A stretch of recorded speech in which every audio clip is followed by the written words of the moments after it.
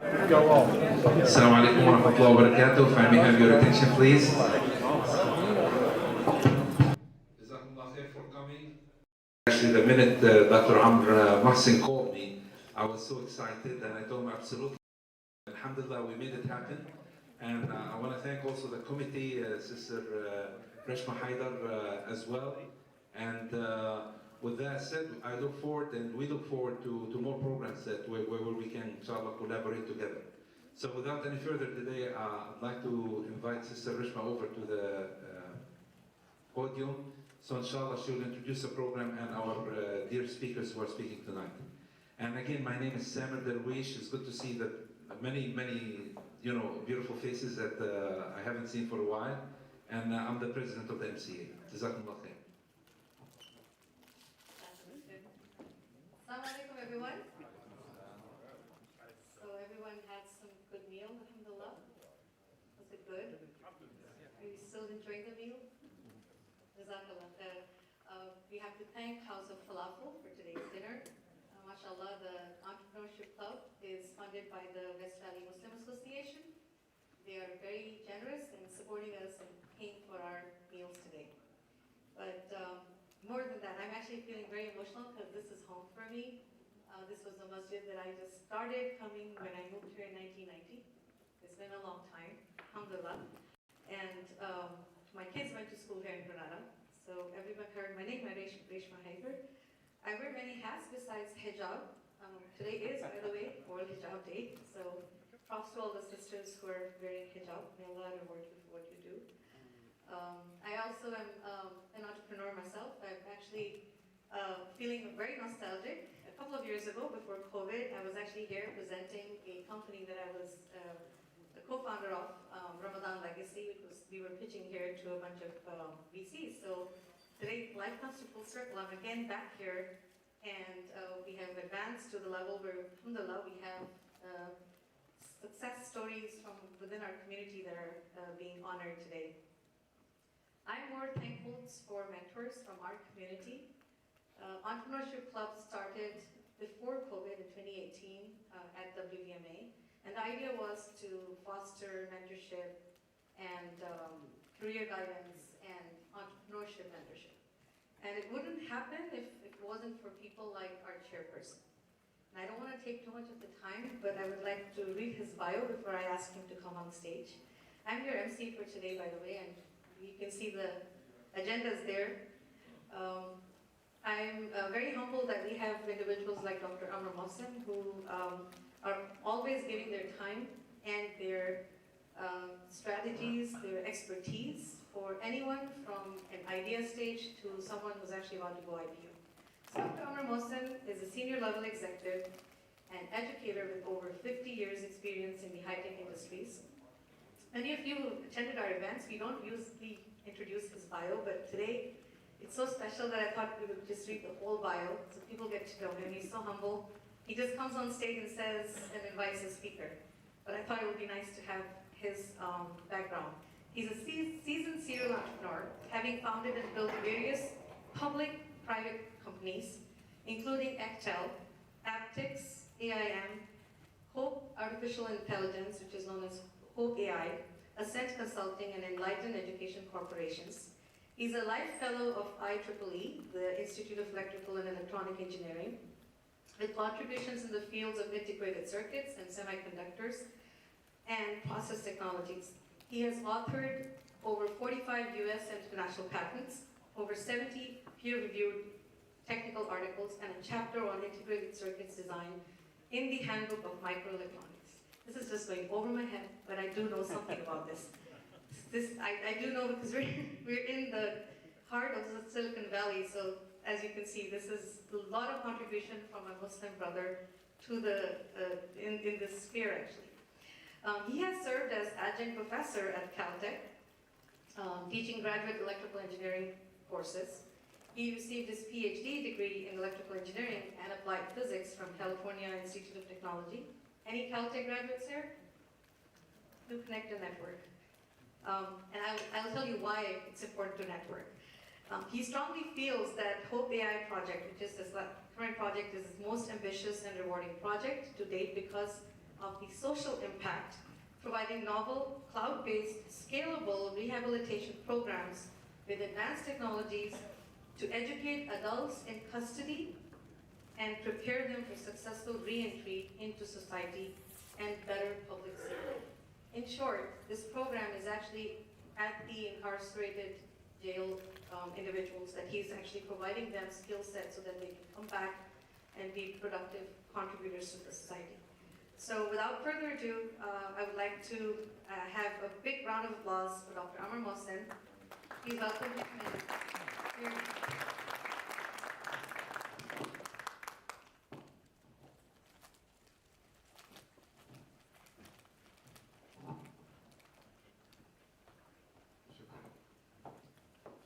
And Assalamu alaikum, brothers and sisters. Yes, we are very happy to see the crowd gathering on short notice. You know, we had to reschedule a couple of times this event because there is quite a bit of construction going on in Las Vegas Mosque, and we are very grateful for MCA, President Samir Darwish, and all the staff to accommodate us and provide this great facility. So, yeah, I'd just like to give you a brief overview of what the Entrepreneurship Club is all about. You know, entrepreneurship is a passion for mine. I started several companies, successful exits, and also assisted many startup companies as well. And so our objective here is to, with the Entrepreneurship Club that we started, is to provide a forum where we get engineers, business people, entrepreneurs to network and to do this.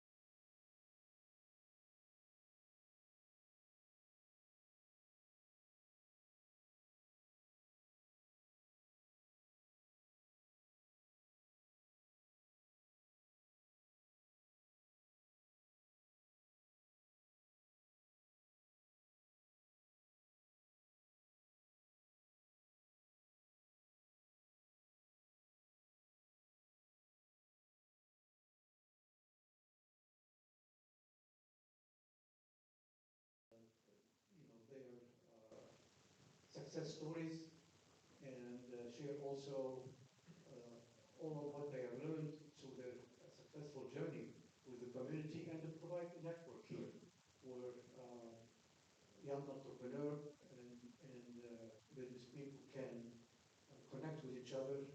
And the goal here is that our community here is very rich with very bright engineers and business-minded people, entrepreneurs, and we want to have more successful companies start in our community. Successful companies in our community, you know, whether they exit as an IPO or acquisition or merger, will feed back to the community, will donate to the mosques. And we're all aware of other communities, how well they were connected and built up their capabilities, and we want to do the same with our Muslim community. We're all volunteers here, and we invite you to join the Entrepreneurship Club And those of you who would like to also participate as volunteers in expanding and enriching our programs, please do so. For information, we are planning in a matter of months a workshop or what we call a boot camp, where we have Professor Naeem Zafar, he's a professor at UC Berkeley, to provide over a period of a few weeks in the weekend a crash course on entrepreneurship. How to put together an entrepreneurship program, how to approach venture capital firm, how to build a team, how to exit, and so on. And so we'll be putting out the flyer very soon with information about it. We invite you all to participate in those boot camps that will be coming soon. And we also invite you to encourage your young children, in high school and colleges to attend our club events here, and also consider attending those boot camps. Without further ado, here I'd like to pass to our MC, Rashmar, the rest of the program.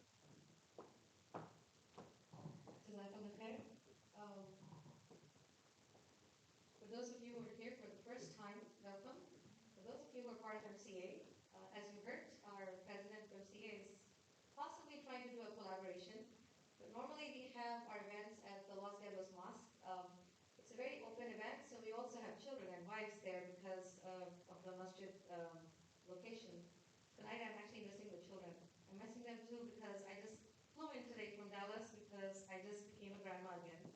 I was spending time with my kids and my grandkids. I wanted to not delay further, and before I begin, do we have a slide to welcome the speaker? His picture?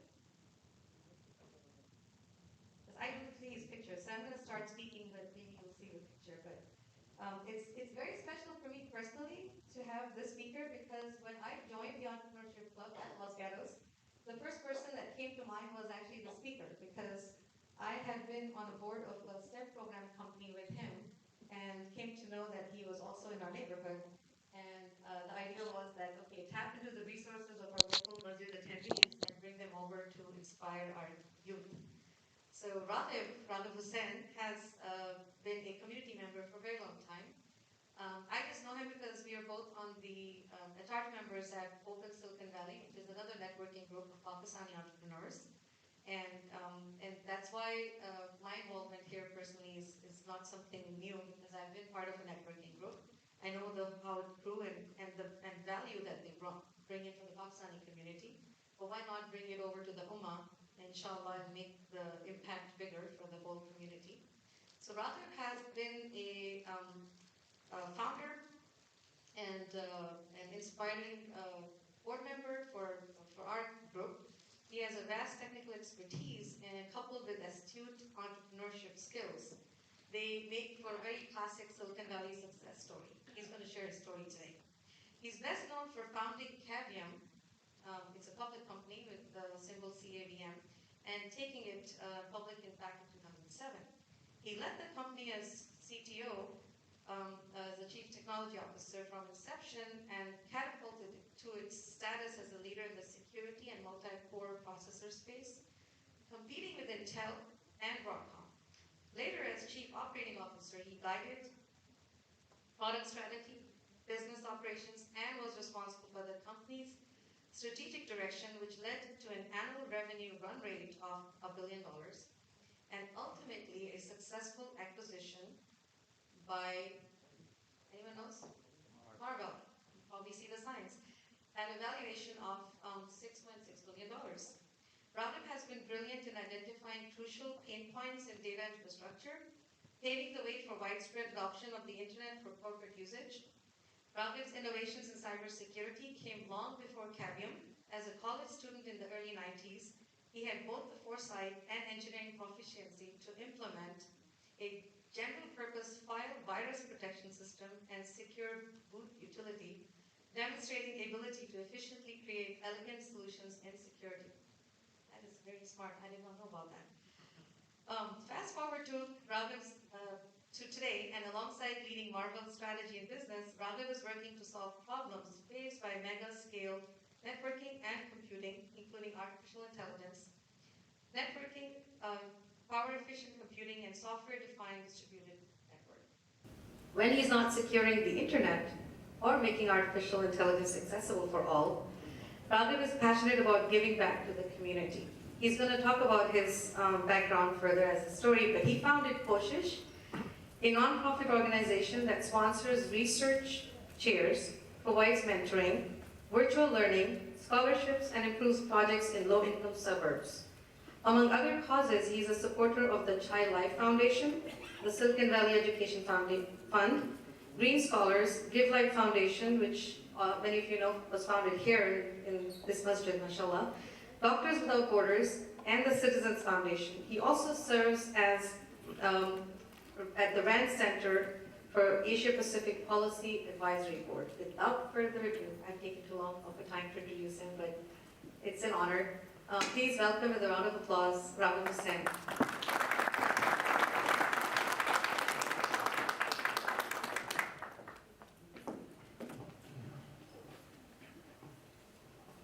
Thank you, Rishma. It's so nice of you. Now I'm thinking I have nothing else to say. You have done a really detailed work in collecting it. Anyway, everyone, Assalamu alaikum. It's my pleasure to be here. And in reality, it is your event, so I would like it to be more interactive. Ask any question or stop me whenever you feel like. I have tried to put together few slides and few more lessons of learning. I've tried to keep my company-related thing as least as possible because you can find it from the internet. What I have focused on my personal lessons that I have learned through experiences, through this journey, and that's what I would like to share with you, if that is okay with you. If you want to discuss something else, I'm here. We can stop presentation, we can do something else. That's perfectly all right with me. So first, a little bit about myself. I'm from Pakistan. I'm one of the 12 siblings. I'm number 10 in my family. I did my computer engineering from NED University, Karachi, and I did my master's. Then I came to the United States. I did my master's from San Jose State University, and I worked for cadence design. I worked first for semi-custom logic, then VPNet, and then cadence design system, and then Cisco, and then finally I founded a company, Cavium, in 2000, and I'm there since then.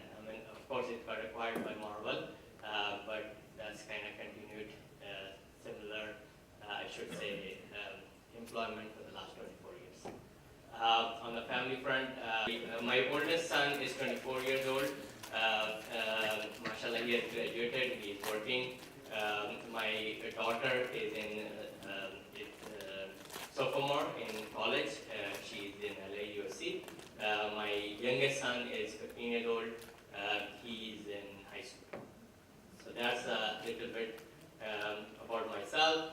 I love to play squash, and I used to play squash. Now I'm old, so I play badminton and I hike, and that's pretty much it. So with that, let's just go through. So I wanted to let you know what was the thought process behind Cavium. The thesis of Cavium actually was, which hasn't changed. We have been doing exactly the same thing for the last 24 years and building on top of things. And the thesis was that the data is increasing, the amount of data is increasing, and to handle this data, in other words, to process this data and convert it into really value, which is knowledge, you need to have more compute power. That was the basic thing. Now, of course, it's a very grandiose statement and a big thing, but how do you start? Where do you start from, right? Because there are many things. So what we realized is this: because if you, in late 90s, internet was becoming, e-commerce was becoming expanding.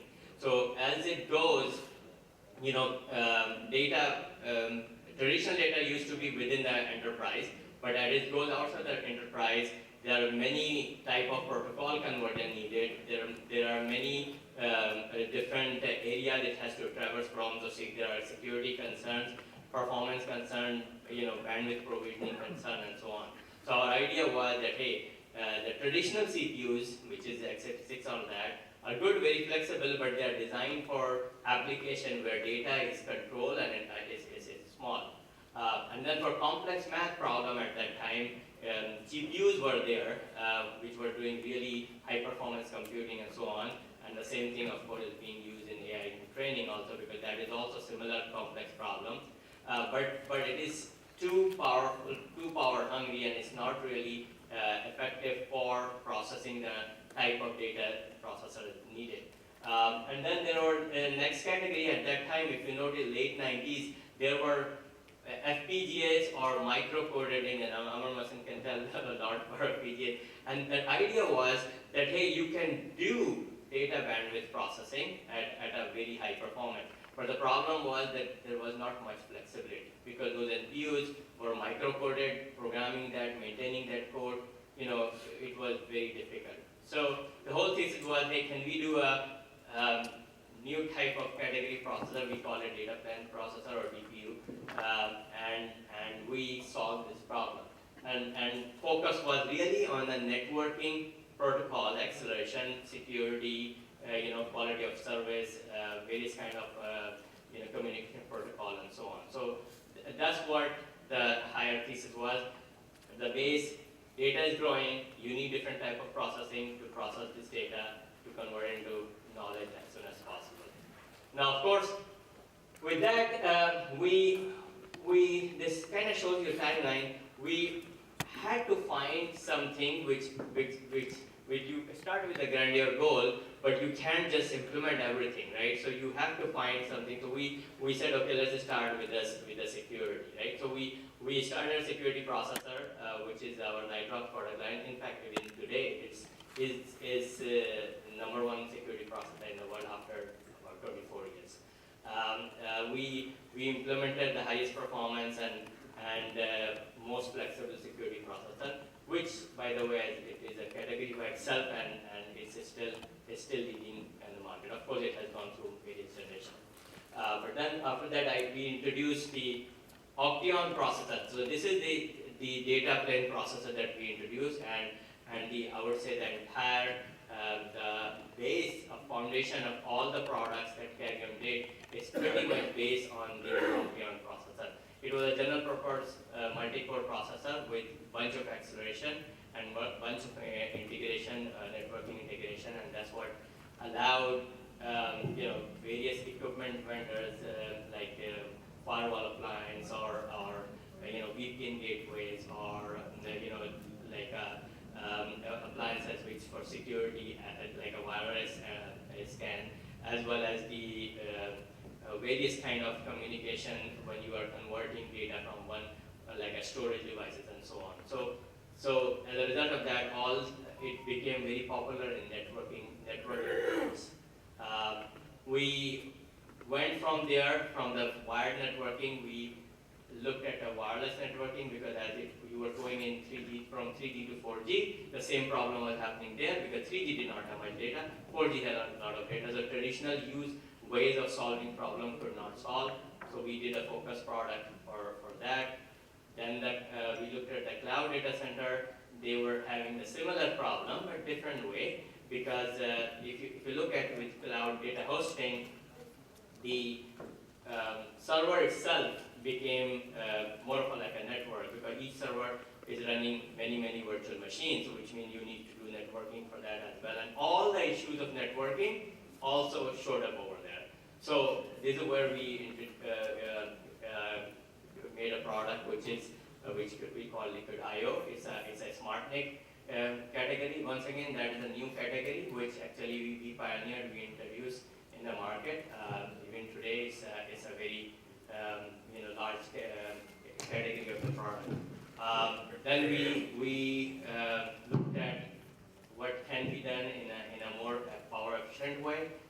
we implemented ARM server processor, first ARM server processor, and then also for cloud security. So that was the progression of the various products over the 16 years in Cavium. But one thing I wanted to point out, that the thesis remains the same, that hey, we need to go where data is going, and we need to solve the problem which needs to be solved to convert that data into the knowledge. Now, however, while doing that, we actually introduced new categories of the product which did not exist before. So, for example, DPUs did not exist. Single chip baseband station baseband processors did not exist for the wireless. Smart NIC did not exist. So we introduced these various categories over time. So with that, we were able to take it public, grow the revenue to a $1 billion run rate, and we were able to, of course, market cap increase accordingly. At that time, we also looked at that for further scale, we needed a broader base. So we worked with Marvell, and of course, Marvell ended up acquiring us. So this is where we formed. Marvell itself was going through transformation. So the base thesis was that we combine these things so that we can make a industry-leading infrastructure-focused company. And that's what the base thesis was, and that's what we did implement, and Cavium was the starting point of that.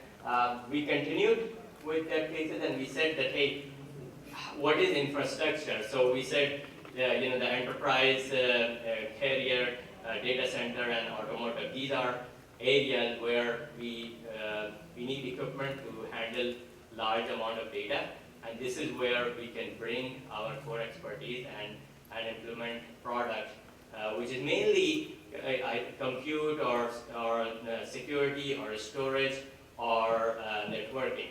So basically, if you look at Marvell's mission, is to move, store,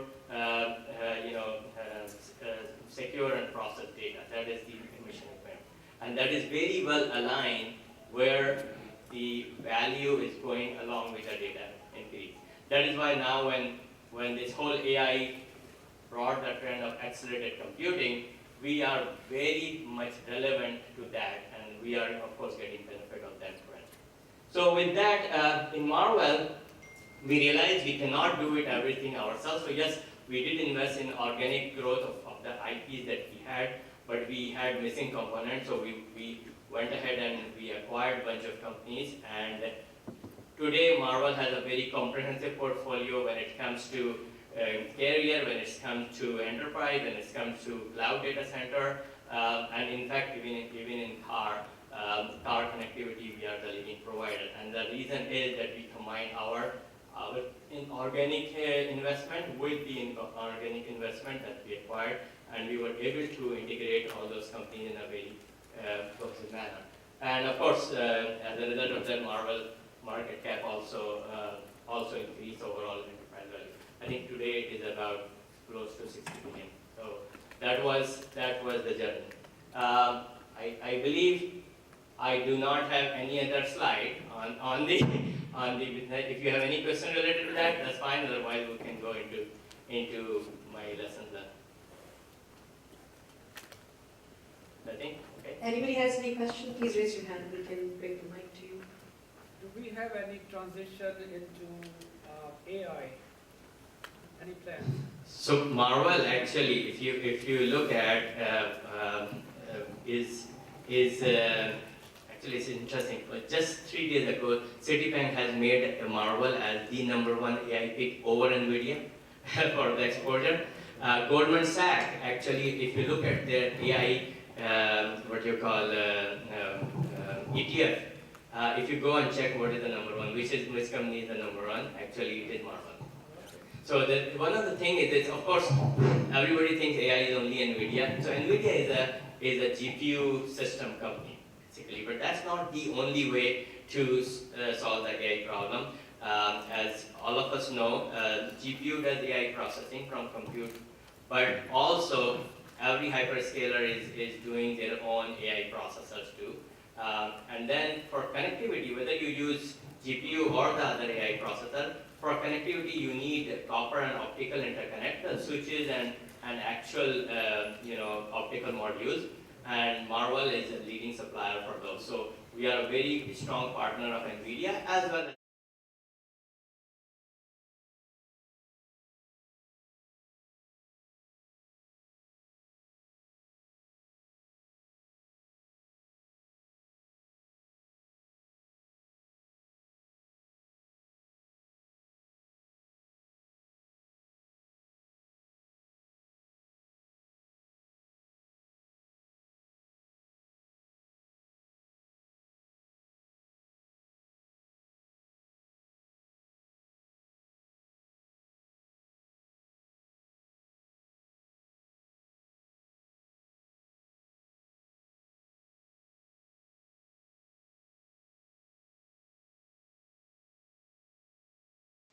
because most of the product that on the networking side that we do, Broadcom is the supplier for that too. So I would say our close competitor is Broadcom. But when it comes to compute, we also compete with Intel also in certain areas. And you also are in too. So yeah, in the cars, because if you look at cars, used to have a very low bandwidth data communication before, and again the same thing is happening in the car with the cameras and all the sensors. The amount of data which is being communicated is a lot more. So the network is converting into Ethernet-based network, and we are the leading supplier for the switches and files for the connectivity within the car. Great questions. I was about to ask about the automotive industry, but you also touched upon security and fintech, I guess. So fintech, well, we are in the equipment security. So we are in, number one in when it comes to cloud HSM, for example, cloud security. Our product is number one. If you look at firewall appliances, I would say 9 out of the 10 uses our processor in there. I guess the next segment is your journey. Yeah, so I'll just go through the lesson learned, and I'll give you how did I learn those. So first of all, this is nothing to do with Cadmium or something I somehow learned early on and kind of continued that right from the childhood. Somehow my parents or my older siblings made it realize that the limited thing in life is time. Everything else you can have more, but you cannot have more time, right? So whenever we invest time, we should be very careful about is it really worth it or not. So there's a concept called roti. Well, in Urdu language, roti is the bread, but return on time investment. So I always keep telling everybody that, hey, any time you're spending, you do that. And somehow I had it when I remember when I was in high school, I used to divide my time in 15 minutes a lot and really audit what am I doing with that time. And in fact, that has helped me a lot. When it came to the startup world, somebody like Faisal told us that equity is also limited. There's only 100%. So if you are giving away equity, you should be very careful about. You should be very wisely. So if I knew it early on, early on in my life, that equity thing, I would have been maybe in a much better place. But hey, whatever. but that is something I wanted to communicate. That is something it has helped me a lot. And then another thing which is kind of related is a lot of when we talk to a lot of people, everybody say, hey, what can we do? What idea can I work on and quickly convert in this? I mean, I learned it hard way. It takes about 10 years to make any successful business, and Faisal will tell the same. Especially for our industry, it takes to break even. It takes 7 to 8 years, and where you start really making money. So when you commit to a startup, a lot of startups fail because people give up after 3-4 years, right? And frankly, this is something when after 4 or 5 years, we were at a point where we were saying we were tired. I mean, I was thinking, this is where my VC friends actually helped me explaining and showing the data of previous companies, previous successful companies that, hey, look, you have you are not, I mean, you're just a beginning, yet you have to commit for at least 10 years, only then you will be successful. So that is another learning which I did not realize. It feels like many people start company and become successful right away. For us it feels like that, but if you go back and check, any successful company, it took almost 10 years. So that is something a lesson that I learned and like. Now another thing which is actually the real thing is understanding of size of the market and if it's a growing market. A lot of us, what we do, and actually I also did the same thing, that we think something is very cool, very great, and we should just go ahead and do this thing without even understanding how big is the market or is it a growing market or not. So when we started Cavium, of course security was my favorite topic for many reasons, let's discuss some other day, but we say, hey, we can build really high performance, high-end security processor and it's going to rule the world, which we did actually, and it is ruling the world. But guess what? At that time, the entire TAM of security processor was $50 million. So even if you become amazingly successful, you can't make much money. You can't even become profitable because even if you have 100% market, it's only $50 million annual revenue, which is not worth it for any semiconductor company, right? And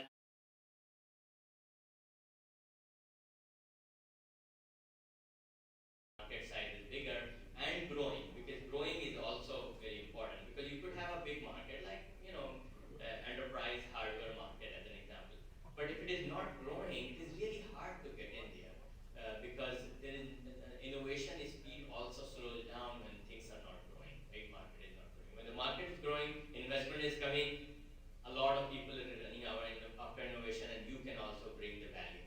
When the market is not growing, people are not looking for any new feature. They are looking for how can I reduce the cost, because they don't know. No matter what they know, no matter what you do, they cannot make more money. There is a ceiling. So the only way they can make more money by reducing the cost. So that is another angle needs to be looked at, which we also learned early on in hard way. Then the next thing is this is something I strongly believe in, even in right now, when we talk about what project do we invest on, we look into, is this something we are investing, what value can we create? Can we really create value for our customer or the industry? And the real test is, of course, if somebody is willing to pay for that, right? That is why we never try to work on product which is only hype because the hype is going on in the industry. We always focus that hey, we should work on real product solving a real problem. One of the things that we had it, I still tell to our sales guy, I said that the process of selling is not to trick somebody. The process of selling actually is giving them a gift that solves their problem, and in fact they're so happy that they're willing to give you a gift and a money in back, because they're just happy, right? So the relationship of sales and a customer should be that way, that it's a gift exchange relationship. It's not trying to make some money out of tricking them or doing something else. So that can only happen if you're creating real value where people are appreciating. This is a very important thing, the value of networking. Any VC, and Faisal will come later and will tell you that they do not invest in idea, they invest in people. And there are many saying like this, that hey, if you are the most smartest guy in the room, leave the room immediately. because and I think in our belief also is you are what the company you keep. I don't want to say, because I don't remember if it's a hadith or not, but it is something like that. And there's a huge value of that. To tell the truth, when I started, I did not know anything, and anything I have learned is from the people actually who were in the team. And I must say, most of them were much smarter, but still much smarter than me. And that actually gives me an opportunity to exchange ideas and learn from their intellect, what are the possibilities. So that is a key value of the networking as well, because when you meet new people, you never know what. Many people say, "Why should I go and meet? Why should I go to this gathering and so on?" You never know where would you go and what will click there, which will change the trajectory of your life and will completely change, make everything much better, right? I believe that's the way of, the overall our nature is that we actually perform much better when we put our collective mind. So that is I have learned in my own company, how we build when you build an A-class team, they actually bring A-class people. I mean, they will not hire, mediocre people. So as a result of that, it's a ripple effect. The first 10 people you collect are really going to define how the company is going to be. And it's if the people are there, I mean, I used to say it, I do not say it that often anymore, but I used to say that, hey, if you are here for a paycheck, please quit right now, please. Because we don't want people who are coming just to get the money. That's not the employees, that's not the partners we need. We need people who are passionate about it and who really want to create some value together.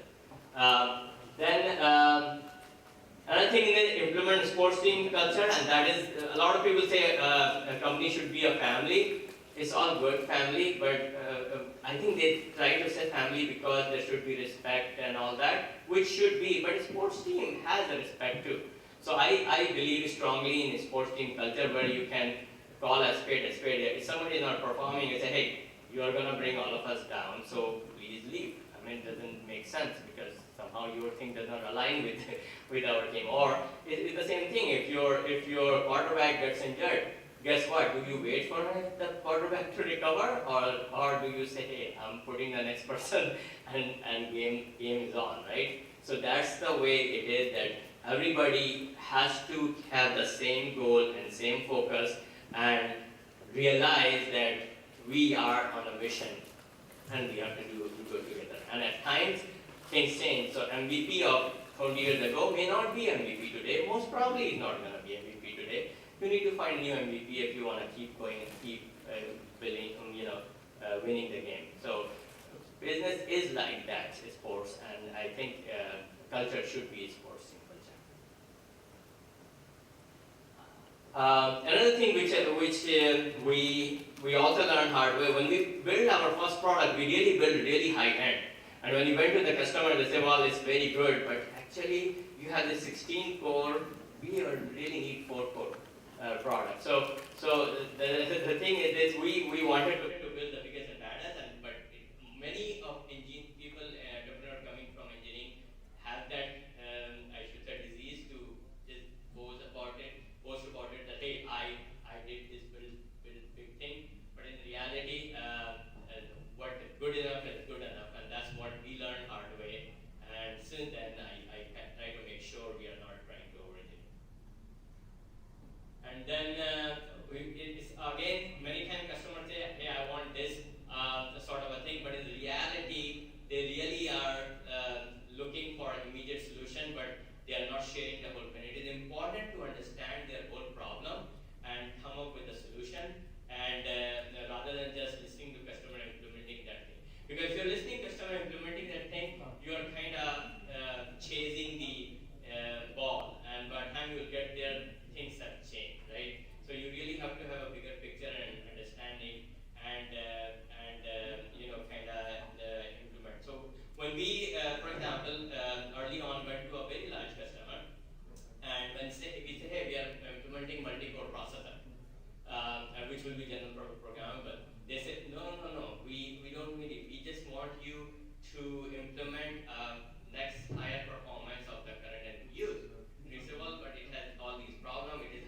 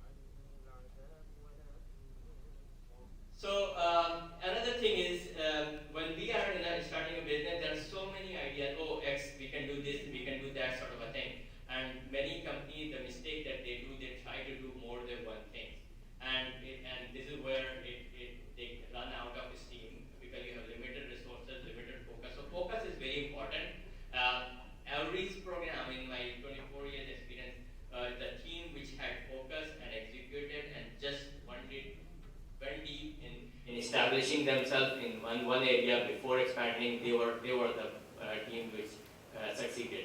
Others who tried to do multiple things at the same time had challenges and had to quit. So that is also another critical thing. So where are we going from here? So basically, I'm not going to talk about AI. Everybody know AI is happening, and AI actually is being used in the real applications today. And these are all the applications where some level of AI is already being used. But what I believe where the world is going, and of course Faisal will talk more about it hopefully because he's a VC, he's investing, is where all these OpenAI and Microsoft and all these, they will solve the infrastructure problem. They will come up with the application which is high volume and solving obvious thing. But what is very complicated is enterprise. So in my mind, this is the MIT research published this thing, use cases of AI in enterprise and in different areas. So these are the areas where the data is first of all is private, it's not public data. People want to keep it private, they do not want to put it in a public cloud. On top of that, data is fragmented, which means it is stored in many different type of systems. So you need a way to interface to that. How do we collect all those data together and extract extract for information? And also how all these enterprises have a lot of systems which are legacy systems. They're not going to all change overnight, right? So we need to figure it out. How would we connect AI intelligence, generative AI capability with those traditional application and traditional data store? And I think this is where a lot of value is, and I believe a lot of startups will be successful in that. So with that was my short presentation. I'm open for any questions.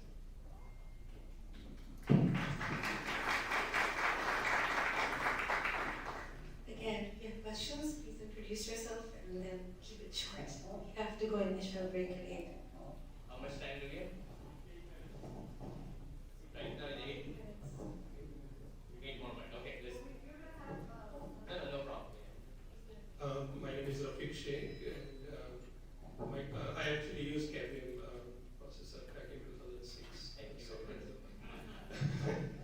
So, my question is, when you got the idea of solving the problem of this multi-core processors, how did you come about that idea? I mean, was there problem? As I said, it's not like one morning you wake up you get the idea that it's all a big amount of time in Cavium I spend, and even right now I spend is networking with the industry people. In fact, you need to have that network and be able to understand each other's problem and challenges and brainstorm about it. I think there's somebody's quote is they say the small mind talks about people, average mind talks about events, and the great mind talk about ideas. Somehow it got stuck in my mind since childhood. If you ask me which team is in Super Bowl, I have no clue. Although I heard it's 49er and somebody else, I don't know. Because it doesn't really matter, right? And so the thing is, if you focus on discussing ideas, you will find people around you who will discuss those ideas with you, and this is how you come up with a problem solution. Hi Raghib, my name is Faysal Sohail, and I have a question about your how you balance the family and the work. That's a very good question. A lot of people ask that question, and my answer generally is this: you try to balance two things when they are separate. If it's one, you do not need to balance, right? Because it's just one. Okay, let me ask a follow-up question. Do you know your kids' grades and which sports they are going to? Yeah, very well. Because I started playing every sports with them. So whichever of my kids played whichever sports. So this is a fact. Until the age of 40, I did not play sports because I just did not have time. I started playing first sport squash with my older son, and then my daughter and other son also played squash. But then my daughter moved to badminton. This is how I started playing badminton. And now I regularly play badminton with my youngest son. So like 3 times a week at least. So that's fine. Great question. Jazakallah khair for asking. I get asked this question too. I have 6 kids and I had a company, and I've seen Raghib play badminton and he's a good player. I have another question. Please introduce yourself. My name is Mohammed Kamara. My question is, can you share some equity mistake that you made and what you would do different today? So I early on the business that she talked about, like in college when I made a general purpose antivirus search, I have no clue how this whole thing works and so on. So I kind of ended up selling that for $10,000. I realized it could be same as semantic today if I had known to do the right thing, right? After that, also when I came here and I was, let's say, first only 5 people company and 3 engineers, and I was one of them. I worked on software, hardware, FPGA board, everything actually. So I was like a 50% engineering work to have that product to get the first funding of that company. But I had no clue, and I got like 0.01% equity of that company. So yeah, alhamdulillah, I learned through that and it's better. Jazakallah khair. We're going to go into a break, but I do have a lot of questions, and we're going to have some cap table discussions with both of them once we come back from Isha. Yeah. Again, a good round of applause for our speaker. Jazakallah khair. May Allah reward you. I know we're going to go to a break. If I can request everyone to please come back very quickly after Isha. We may still have some chai left, but we do have another speaker, and you don't want to miss his speech and his presentation. Jazakallah khair.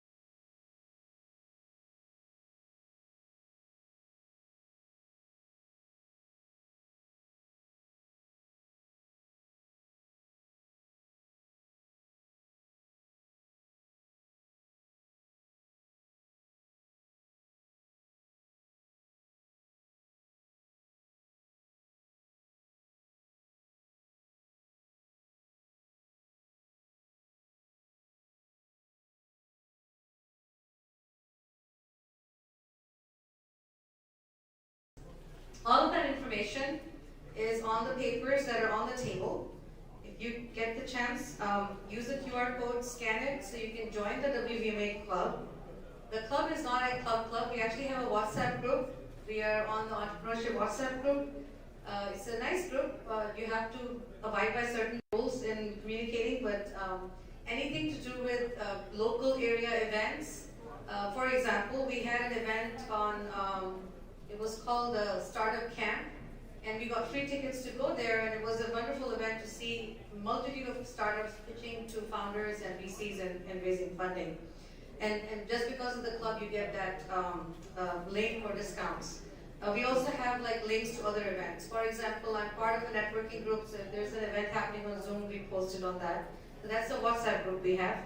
We also have a core team which meets every other week, and we decide on the programming. And as you heard the speakers today, it's not like overnight you get these speakers. It takes months and months to get them over and to book them and to have them, and then to book a venue. So it's a long process, but please welcome to join our club if you want to. But before you leave, try to take this paper that's on the table.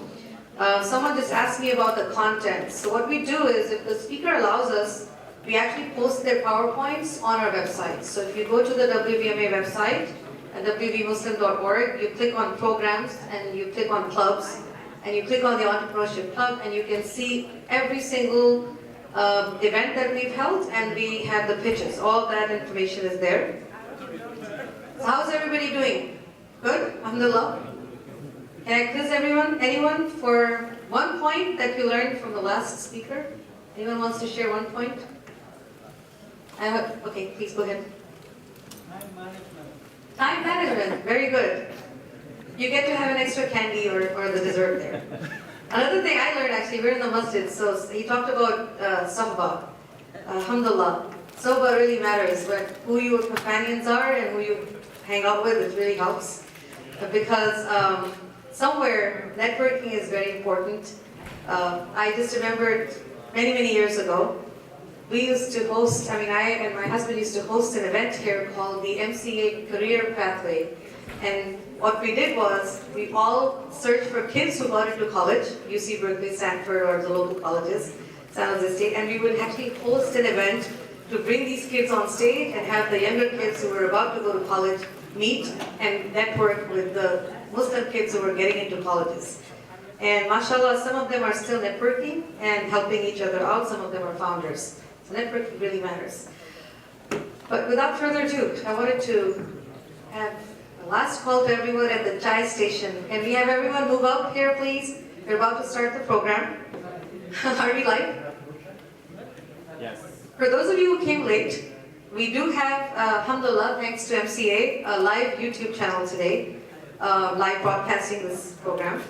Otherwise, we also have an Instagram page. Normally, we go on our Instagram page at wvmuslim.org on Instagram. You can watch our past programs over there as well. Some of the speakers that have actually blessed us have been in the industry, but we waited almost a year to have a VC panel and people that are coming specifically from success stories like Brother Raghib and also the next speaker. Without further delay, I wanted to get everyone stationed and introduce our next speaker. Mr. Faysal Sohail is a seasoned entrepreneur, venture builder, and a managing partner at Presidio Ventures, a venture capital firm based in the United States. His expertise lies in deep technology investments across a variety of sectors, including information technology, life sciences, energy, transition, and materials. Faisal demonstrated his entrepreneurial prowess by founding several multi-billion-dollar technology enterprises such as Actel, which, if you heard me speak in the first speaker, that's a network right there. He worked with our chairman, Dr. Mosen at Actel, and Silicon Architects, leading them to successful IPOs or M&A exits. He's also a board member of successful companies in the renewable energy industry like Our Next Energy, I love that name, ONE1, and Ascent Elements. In addition to his professional responsibilities, Faisal has been a lecturer at Stanford Graduate School of Business and at UC Berkeley, two of the top schools we have here, sharing his insights on global entrepreneurship and venture capital. One thing I learned today, just by chance, that Faisal and I both were born and raised in Saudi Arabia. So both of us have كان مولود في السعودية وبتكلم عربي شوية. So I just learned that, and he has 4 kids, mashallah. So you are free to ask questions when he's done with his presentation, but without any further delay, please welcome with a round of applause our next speaker, Faisal Sohail.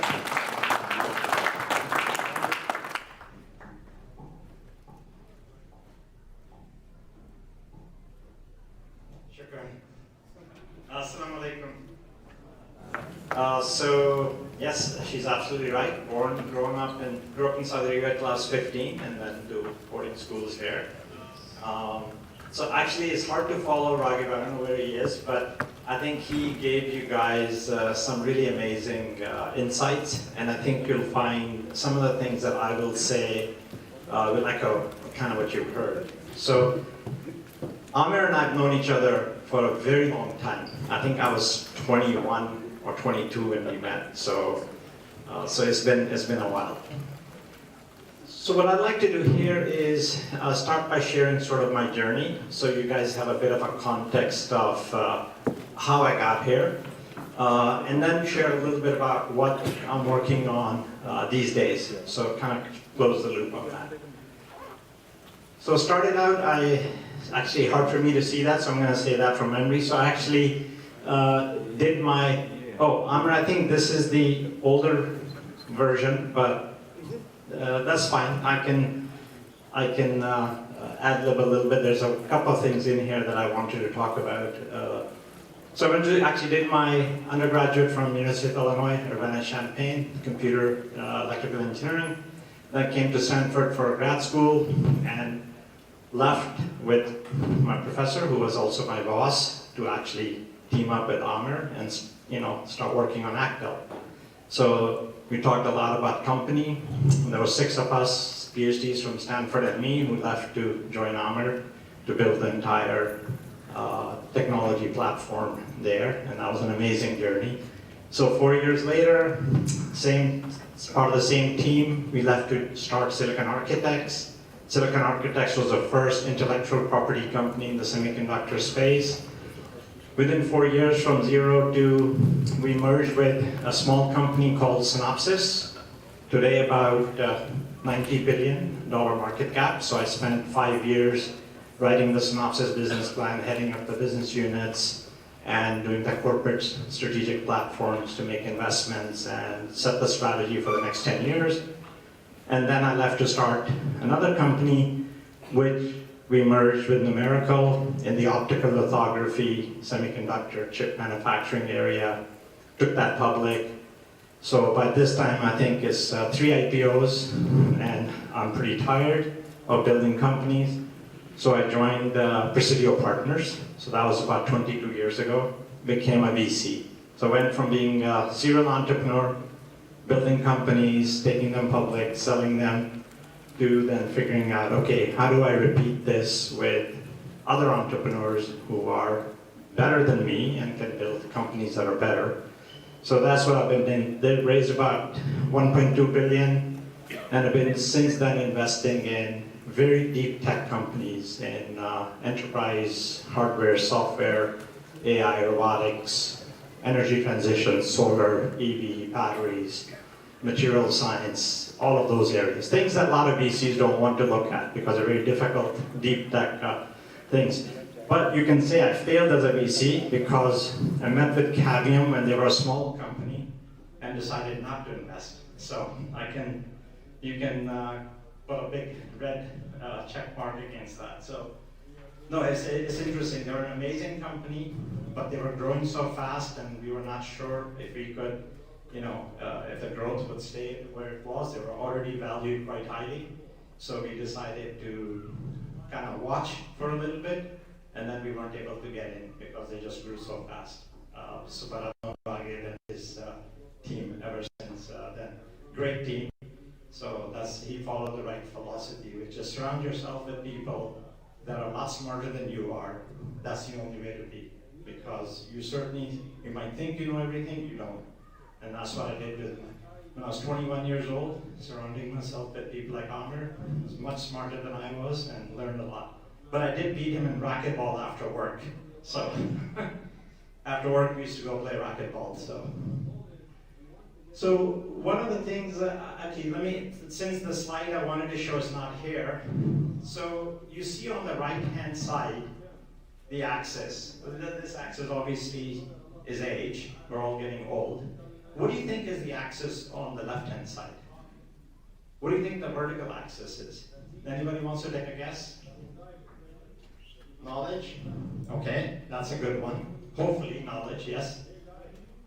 Value, okay, could be money. Maybe you're creating more value. That's very true.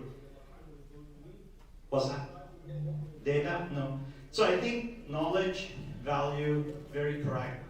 But what is the most important thing that I think after 38 years of doing this every day is, I would boil it down to 2 things. Network. Network is probably the most important thing, because now imagine having built probably 40 companies, having deployed billions of dollars, returned many more billions. It's the people that I have walked my life through for the last 38 years here in Silicon Valley. That network is probably the most important thing, because you can get things done very quickly. You know who to hire, you know who to go for advice, you know who to go for money, you know who to go for partnerships. And the second most important thing that I learned was the pattern recognition. One of the key things in human brain is it's not just AI, it's the human brain needs to see the pattern. What does a good entrepreneur look like? What does a good market look like? What does a good company look like? How do you fund it? There's a pattern that appears again and again and again, and knowing the right set of circumstances, the right set of people versus not, is a huge value that you gain on the left-hand side.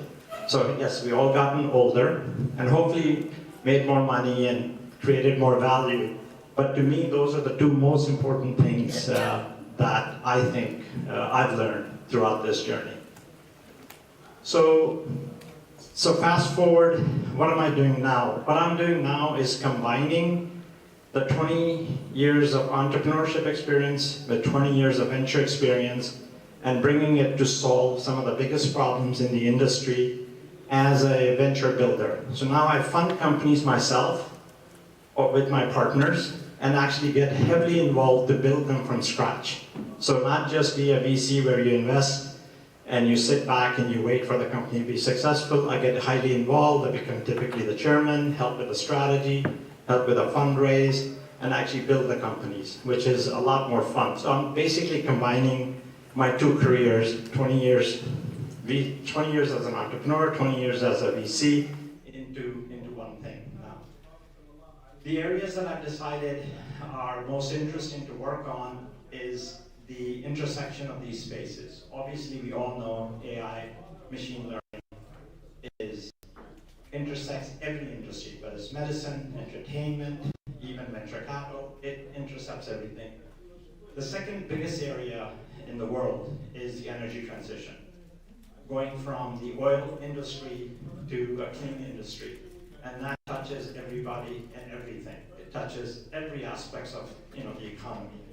And then the third is synthetic biology, which is as we get to know more and more about science and how human genome to food to ag, how does chemistry, biology, and how can you create synthetic materials to change just what's in nature? So the intersection of that and machine learning, those are the three areas that I focus on. And I'll talk a little bit about two of them. And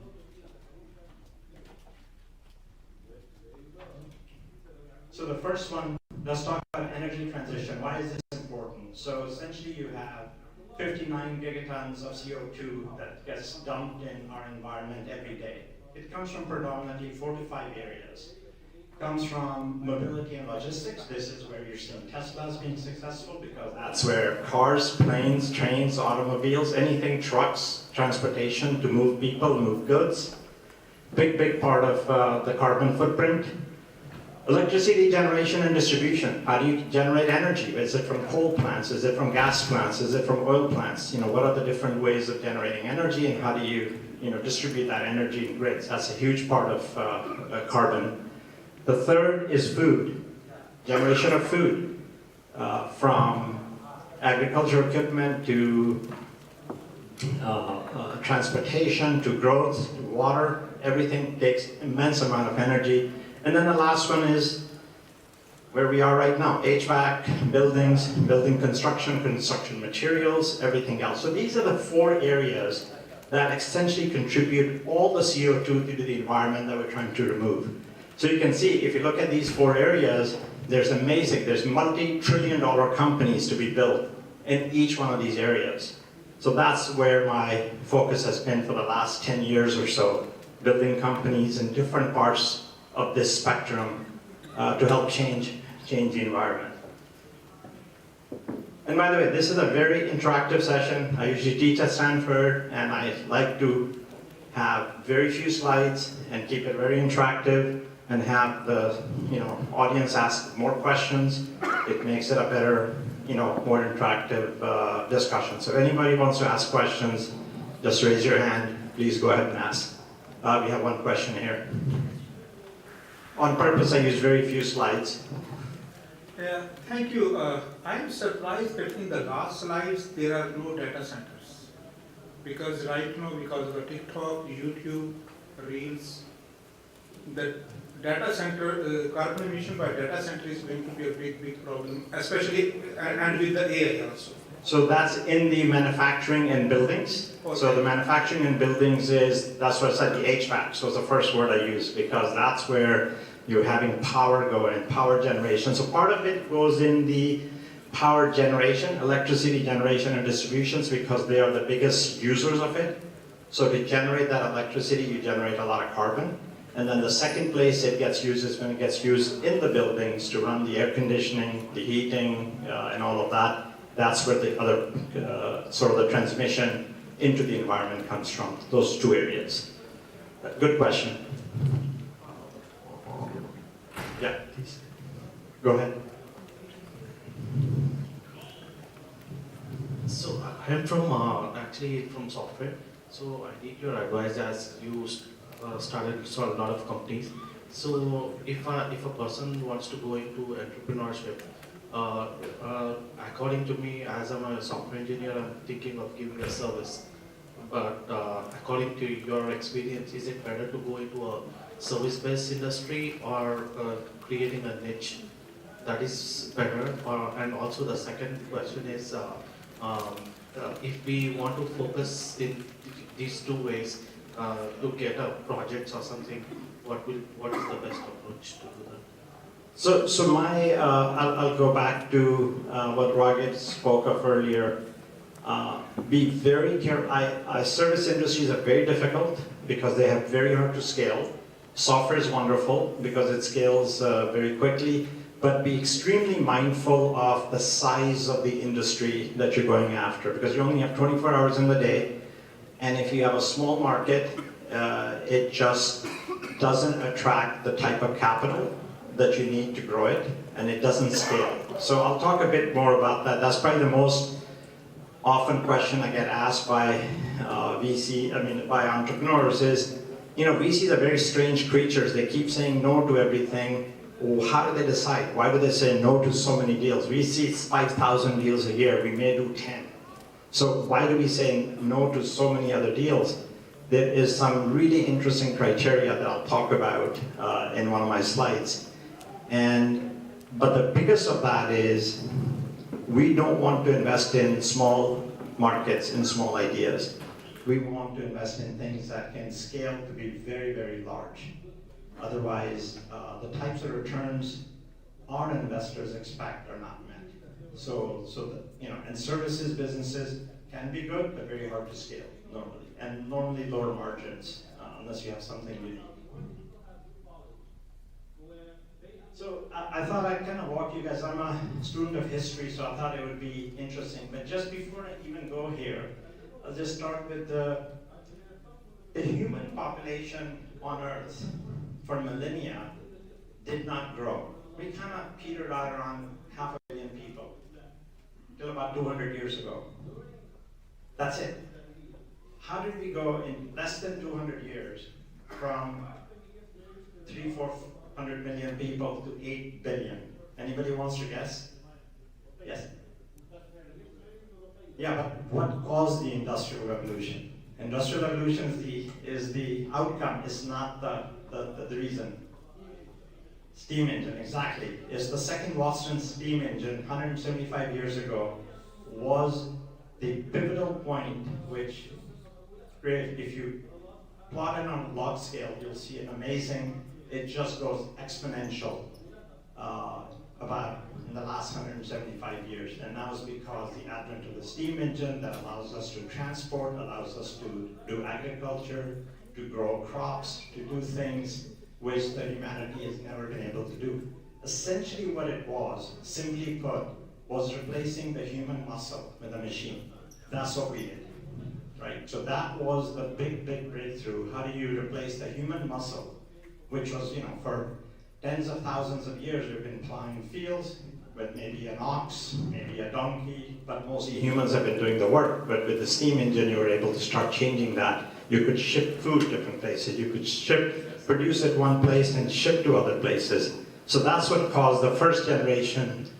Then the second generation was for the Industrial Revolution, which is where capital becomes important, because now it's not humans only. You can build factories. You can build machines that can, build other things. Then we had the labor shifts to hire. This is the technology revolution that all of you guys saw in Silicon Valley, right? From the 60s, semiconductor industry, system industries, that created this revolution.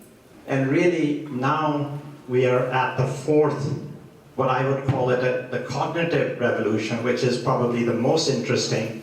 And this is where the machines, you basically are starting to augment, not the muscle, not your arms and legs, but your brain. When you start to augment the human brain, that is the next biggest revolution. And we get to see it right live in our lifetime. So that's really exciting to see. As the machines can now do it. Now ChatGPT just in 12 months has changed the world very fast. But this is just the beginning. And ironically, the first chip I worked on in 1985 at LSL Logic was the core processor for the thinking machine, the first AI computer that MIT professors designed. We designed the chip, they designed the hardware, we got it working. We're about 35 years ahead of our times because there's no data. There was no data to train a machine. Hardware can work, but there was no data to train the hardware. So we needed the web, we needed Google, we needed search engines, we needed to have, built all the data, and then we needed folks like Raghib to build Cavium chips, and NVIDIA, which by the way was my class fellow. Jensen and I went to school together, we were actually office mates, and so he went off and started NVIDIA, and so those are the types of technologies were important, but you needed the data to train those models. So now we have the combination of both. Now we have the hardware, software, and the data. And that's really what's driving this revolution, which is exciting to see, especially somebody who's been monitoring it for about 37 years, and it has not happened, but now it's finally starting to happen right in front of us. So why is data so important? I thought, having been born in Saudi Arabia in Aramco, grew up in the Saudi oil infrastructure, and very familiar with how that entire world works. So I thought it'd be really interesting to compare the two, compare the data, and so what's similar between data and oil? They're both powerful and valuable. We all know that. It needs refining and processing. Data needs, refining and processing. But how are they different? This is probably the most important thing that people are just starting to now understand. There is unlimited quantity of data. Actually, unlike oil, which you use it once and it's gone, because oil was sort of the engine of the last 200 years of bringing humanity to where we have come in terms of having energy. Data is going to be the next. In terms of physical energy, solar, wind, we've already figured out how to now produce energy cheaper than oil. So what is the next big thing that's going to drive innovation? Is going to be data. So how is data more important than oil? So there's no limit to data. The amount of data we're producing, just the time we've sat here, is amazing. It's exponentially growing. Data gets better as you use it. Oil gets a one-time use. You use oil once and it's gone, right? It's gone. You burnt it, it's carbon in the air now. Data, the more you use it, the better it gets. The better it gets, the more use it has. Data is zero cost, literally zero cost to transport.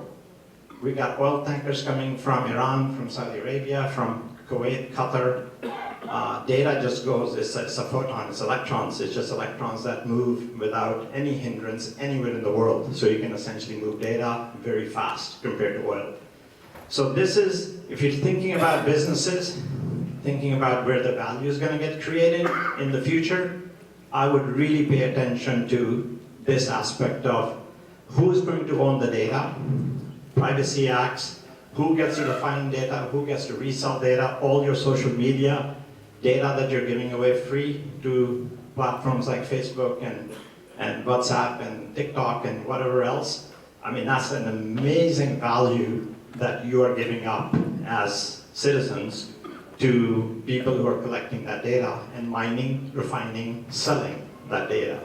That's probably the most valuable thing. So there's a lot of discussion now, should each one of us be our own entity, own our own data, and we get to monetize our own data with different platforms. So this is really interesting topics of discussion and interesting topics of new business models. Any questions on this before? Yes?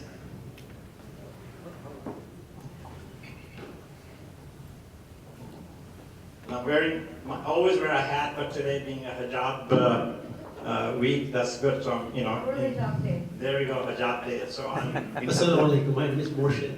I have a question. What do you think about the future of Silicon Valley and all the venture after 20 years from now? Because what we are seeing that China is producing in top 10 critical field the machine learning AI that paid more than the US in prestigious journal like Nature and everything. So US actually lagging behind China in almost every field. So what is the future of from 20 years from now of US? So great question. People always ask that question.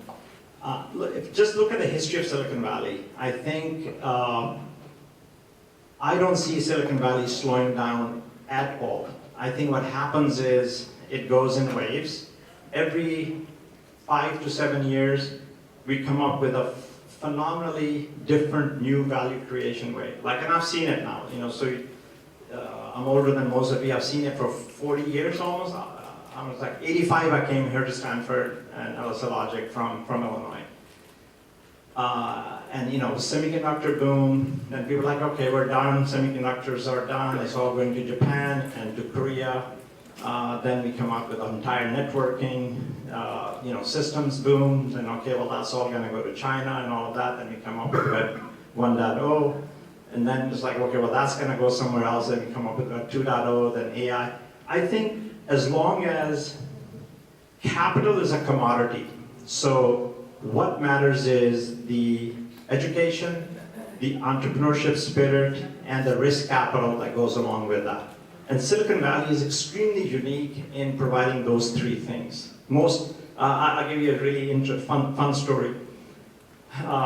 When Arnold Schwarzenegger was our governor, President of Russia came here, visited Google, Facebook, and was very impressed. This is Medvedev. And he went back to Russia and called Arnold and said, hey, I want a Silicon Valley of my own. So Arnold gathered 10 of us. I got invited to go with Arnold Schwarzenegger to Russia to teach them how to build the Silicon Valley, along with CEO of Intel, CEO of Grids, you know, 4 or 5 other VCs who basically built the VC industry to crap like Pitt Johnson. I don't know why they picked me. I think maybe the only Muslim in the crowd. And so I met with them. They built universities, they built MBA schools, they're building factories for semiconductors, material science. And so I had breakfast with their technology minister and their finance minister one morning, and they go to me, I guess we're gonna have to tolerate failure. So next day I was supposed to give the closing remarks to the president and the entire, you know, his cabinet and the students at the MBA school. And I said, Mr. President, you will not be able to build a Silicon Valley. Silicon Valley is not buildings and schools. If your thoughts are you to tolerate failure, you'll never be able to build Silicon Valley. You have to embrace failure, learn from it. And literally he's taking those notes, and at that point I thought maybe they're not gonna let me leave Russia now, I'll probably be a permanent guest. But the next day we were able to fly out, because I was with Arnold, so you know, Arnold's is a good friend with them. So I think that entrepreneurship spirit to come along doesn't exist in most other places in the world. Now, we are no longer the only ones. Even in US, we're no longer the only ones. You have a nice, you know, core in Boston. Austin is starting to get a nice core. So I hope more places get that. But the core that we have, I don't think that's going to change. But innovation is no longer just Silicon Valley. That I totally agree with you. But will Silicon Valley be irrelevant? Absolutely not. I think it'll continue to innovate and it'll continue to come up with new and new ideas that will keep propelling, keep pushing it forward. So in terms of AI, Raghib also talked about this. We are seeing applications of AI, vertical applications of AI in every industry. So instead of listing these, I'll come back to this in a different slide, but I wanted to give you a little bit of an idea of sort of my current portfolio of things that I'm excited about that I'm working on. So in the middle of it is a company called Wildcat Discovery Technologies. If you think about the intersection of AI, machine learning, and energy, they are the leaders. What do? They have captured most of the world's physical, chemistry, molecular level understanding of essentially all chemistry, where they can, with using AI, look at new materials to be discovered to create better battery chemistries for EVs. Now that's something that nobody else in the world has done. It's like 40 PhDs, so massive amount of scientists, lab equipment to essentially discover new materials that can change the energy density, the safety of a battery chemistry. So they're a battery company, material company, but it is being driven from AI rather than people, what they normally take, let's say 10 years to do in terms of doing experiments of chemistry, they can probably do in 1 month. They can do thousands of chemical reactions of different chemistries and decide which ones work, which ones don't work in 1 month. But even those thousands of experiments are designed by AI as to which ones they should even look at, what materials they should not even look at. So that's an interesting example. This is a company we started and we're building, is becoming one of the top companies in this space. On the left, there's a company called Arnex Energy. You talked about that. I'm the chairman of the board of one. I helped start it. It's probably now becoming US's most important battery company. They're fundamentally doing 3 things. They have now figured out how to do 700 miles on a single charge for an EV. So you can drive your EV for 700 miles without charging the battery. Number 2, they have now the highest grid density. So all the solar energy that you generate, you have to store it somewhere so you can use it later. So essentially, they have twice the density for the grid product than the market does. So that is creating really interesting. So we got Bill Gates Fund, Breakthrough Energy as an investor, BMW as an investor, Franklin Templeton as an investor. So some of the world's biggest investors in this space are now backing this company. And now they elected me chairman, so I just have to do more work, and that's what's sneaking out to still do calls. On the right-hand side, another fascinating company. Sorry, question. Assalamualaikum, my name is Arshan. Arshan, sure, go ahead. Assalamualaikum, Arshan. I'm a founder. So it's a pre-seed round, but I just want to ask, because you're talking about like your portfolio, what's your thesis? How do you decide then what companies to invest in? What's that space like? Okay, in terms of space or in terms of a particular company?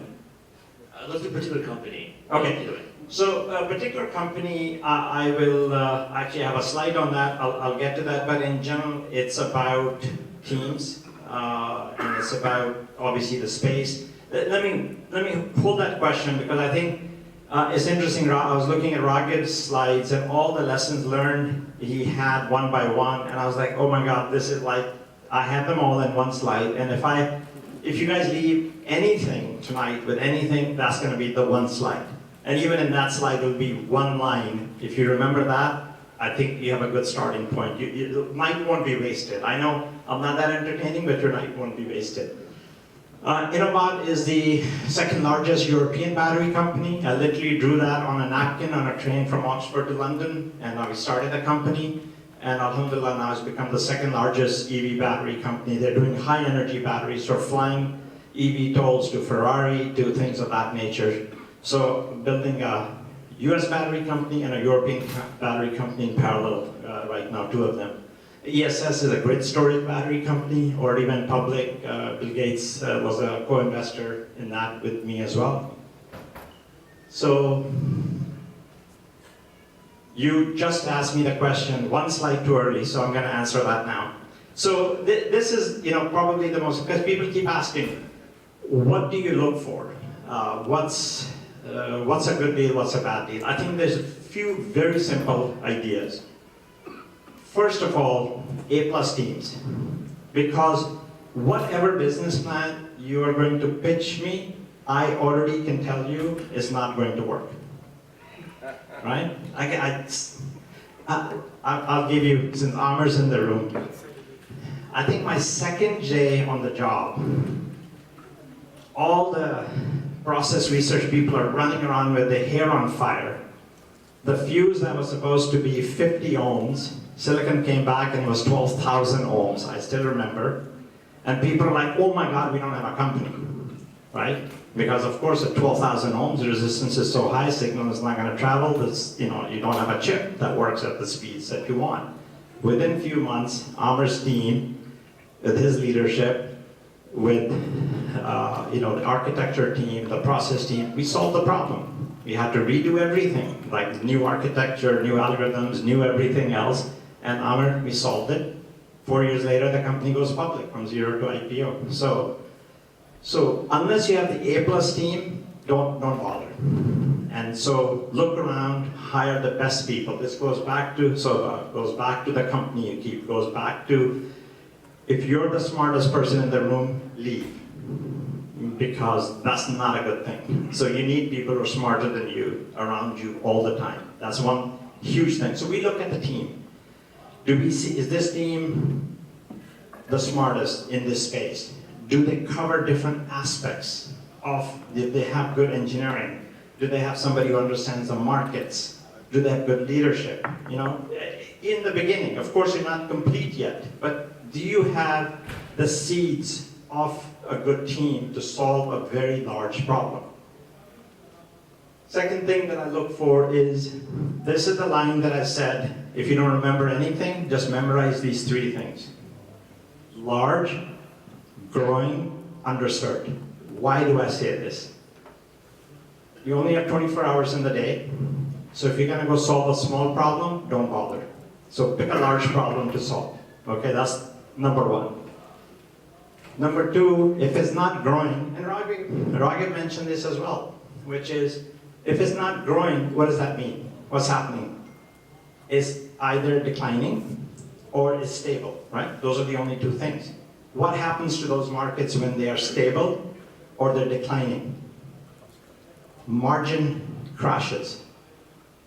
You cannot make money because that's what it means. A market that's not growing is either shrinking or stable. In both cases, you do not have the ability to expand unless you can change the market. And then underserved, meaning if there's 50 players doing the same thing, it's not underserved. If everybody, so don't enter markets that are crowded, over capacity, overserved, if you will. So these three concepts, I look at every company through that lens. But first and foremost, A+ team. If that's not there, I no bother even looking at the second thing. But if the first one works, then you look at the second one. If the second one works, then you look at the third one, which is timing and capital requirements. Is this 2 years out, 20 years out? If it's 20 years out, wonderful. Our capital can't wait that long. 2 years is okay, 5 years is okay, 7 years is okay, but 20 years is not, because our investors are not patient. It's all about IRR, right? It's return on capital, return on time. Time is money. So if I make money 30 years from now, it's not nearly worth as much as making money 5 years from now. So time is the enemy, because that's the one thing you do not get to extend. We're only given so much. So how do you do things in the time that you have? And the capital has to be appropriate. If you come to me with an idea, okay, I need $1 million and I'm going to do this, that, it's probably not interesting for us because we need to deploy enough capital to make a real difference. But if you come to me and say, I need $3 billion to get started, well, that's also not good. So be very cognizant of how much capital do you need. Is it appropriate for the size of the market, for the industry, for the execution, for the plan? And a lot of times what happens is entrepreneurs are so deep in solving their problem, in understanding so deeply about their domain, they don't lift their head to understand what's the macro environment that they're living in. Because they live very much in there, like they'll come and say, I have the best XYZ, and I'm the world's expert in XYZ, and I can do XYZ forwards and backwards, and I totally believe you. But is XYZ relevant in any domain, in the world, in terms of what we're looking at? So those are some of the answers to your short question, but that's really, one of the critical questions. Ability to execute quickly. So we look at that, because again, time is the enemy. So if you're going to take 5 years to do something and your competitor takes 2 years, guess what? They're going to win every time. Unless you're Apple and you sit back and you say, okay, let everybody figure out what a phone looks like, and we'll enter the phone market with a different angle, with a different product, and we have the sustainability to be able to take that market with a much better, much more expensive product. But 99% of the time, if you don't have the ability to execute quickly, you will fail. And my favorite, passion, not greed, because this is not an easy journey for VCs, but for us it's a lot easier than for the entrepreneur. Because the entrepreneur has to die with one idea, one company. I have 70 portfolio companies. One dies, okay, I'm very unhappy, but it's not going to change my life, right? So for entrepreneurs, if they're in it just to make a quick buck, don't bother. It's a difficult journey. It's a rewarding journey that's going to take many turns. There's going to be many sleepless nights. As I was, giving the story of Amar, I think Amar was Shafi, Doug Galbraith is one of my favorite chip designers, PhD from Stanford. He runs to me, do you have your resume ready? And I said, why? I said, I just like 2 days in the job. He goes, we don't have a solution. Get your resume ready, So you're going to have a lot of very interesting experiences in that journey, so you can't give up. You have to believe in what you're doing, and you have to keep going. There's going to be many, many walls. You have to figure out either to go through the walls, go around the walls, go on top of the walls, but you're going to have to get through the walls, because it's not going to be red carpet and you just walk in and you get to be famous and build a big, successful company. No, there is no such story. From the outside, that's what it looks like. But from the inside, it's like every week you're almost dead. Every time you have to raise a new round of funding, you're almost dead because you're running out of money. VCs aren't giving you more money. They want more traction. They want more customers. They want more this, more that. And so it's definitely a rewarding journey, but it's not one that you just sort of say, oh yeah, I start a company and I become successful, whatever success means. So those are, I would say I've taken sort of my entire career on both sides, and I try to put it in one slide, because it is just hard to kind of put all of this in deep lectures, but these are the critical things that matters in building a company. Yes?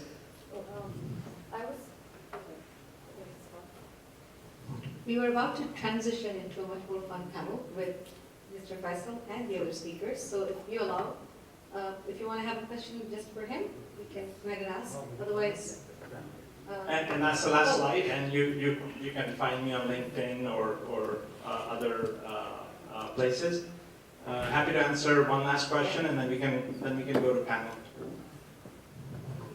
Assalamu alaikum. Thanks for the great presentation. So as you mentioned about creating A+ team, do you wanna how to, based on your experience, share a quick thing about building a A+ team? And I know about student equities. There's many different ways to do it. I mean, based on your experience, do you have like some framework or practices you believe in?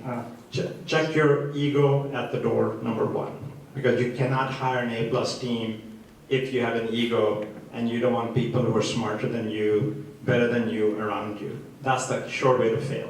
So I know it seems so obvious, but it is so practical and aim very high. That's what I tell my CEOs. Even when we're looking for a board member, I say, okay, who is the best in the world that you would want to be a board member for this company? And one of my CEOs will say, I'll give you an example, I think the last CEO of Ford will be good. I'm like, okay, let's go talk to the last CEO of Ford and let's recruit him on the board of directors. Max, he can say no, right? So my last company, the European battery company, I went and recruited the COO of Nissan, the guy who was the godfather of the EV industry. He built the Nissan Leaf, right? He built Nissan, electrification. I brought him in as my vice chairman, and then made him chairman when I went to start the next company. People say, how did you get Andy Palmer? Andy Palmer is, CEO of Aston Martin. He is a CEO of, I said, I just called him up, said, this is what I'm doing, this is what I'm gonna build. You wanna write this with me or not? And he's like, yeah, this sounds amazing. So that's what you have to do. So don't aim low, aim extremely high. Anyway, thank you very much. Thank you for do you have time for another question? Big round of applause for the speaker. I don't have the words to say, but I think in Arabic it's I'm just saying that it's your words. I don't know in Arabic, but maybe somebody else can translate for me. But his inspirational words for tonight were actually the golden words, and we would love to hear more. You actually ended on the board topic, and I was going to bring that question up because that's a very important topic in the world of diversity, equity, and inclusion. There is actually momentum to increase your board and diversify the board. So maybe you can take a seat, and we will touch upon that question first. Thank you so much for tonight's program. As before, I said that all the slides, if you give us permission, we will have them available on our website. Tonight's program is again on YouTube. You can watch it. Please have a seat. Oh, I was going to bring some water for you. If I can request one of our volunteers to bring some water up here on the stage for our speakers. We are welcoming back Raghib Hussain, Brother Faisal Sohail, and Amar Mosen. This session is kind of interesting because they're going to dive deep into their journeys and answer questions and also discuss the next phase. But I will leave you with one question about forming the board. Yes. And what do you look for when you're forming the board? Is that something that's the trend these days for companies, especially startups, to early on create a board that is effective? What are the features you look for board members and pre-IPO requirements, SEC requirements we hear to have a diverse board? All of these things, if we can discuss that while we get to some water. Thank you. Great. So I think what we typically do is, in the very early stages, is typically the VCs that are on the board. And my preference is to get one independent board member that really understands that industry extremely well, either from a business perspective or from a technical perspective. So having that initially is really critical. As we build the board, next series, VCs always love being on the boards, right? They feel like they have the control. But the right thing to do is VCs to start taking a back seat and bringing in industry experts to fill those seats. So one of the trends that I'm seeing now is in the last company that one of the funds that I'm an LP in, they led the deal. and actually they asked me to take their board seat. So one trend we're seeing is get industry experts on the board rather than just VCs, because VCs have a very, singular, narrow mindset of what they're trying to achieve. The second question, Rashma, to your point, we're also seeing now legal requirements to diversify the board, which is to have female presence, have not just gender, but also some racial. Europe is much further ahead than us. Europe is now 40% female board before you can go public. NASDAQ, I think, has one gender requirement, one female. So we're very, very early in that journey, but I think it's a really useful journey because there are definitely capable people. And here's what I find different. Particularly men and women think very differently. And it's very interesting for me to see that dynamic on boards.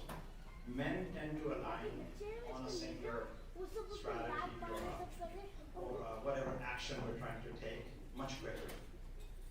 Women tend to be asked more questions, which is good.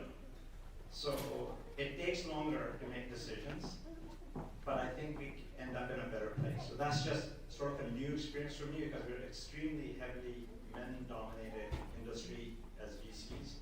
So most of the board members are 95% male. But that's very slowly starting to change. I don't know from your, as an entrepreneur. No, I think you covered it really well. So early stage startup, you really need board members who have industry expertise and reasonable time to get hands-on. So you really need them to be part of your kind of extended executive team.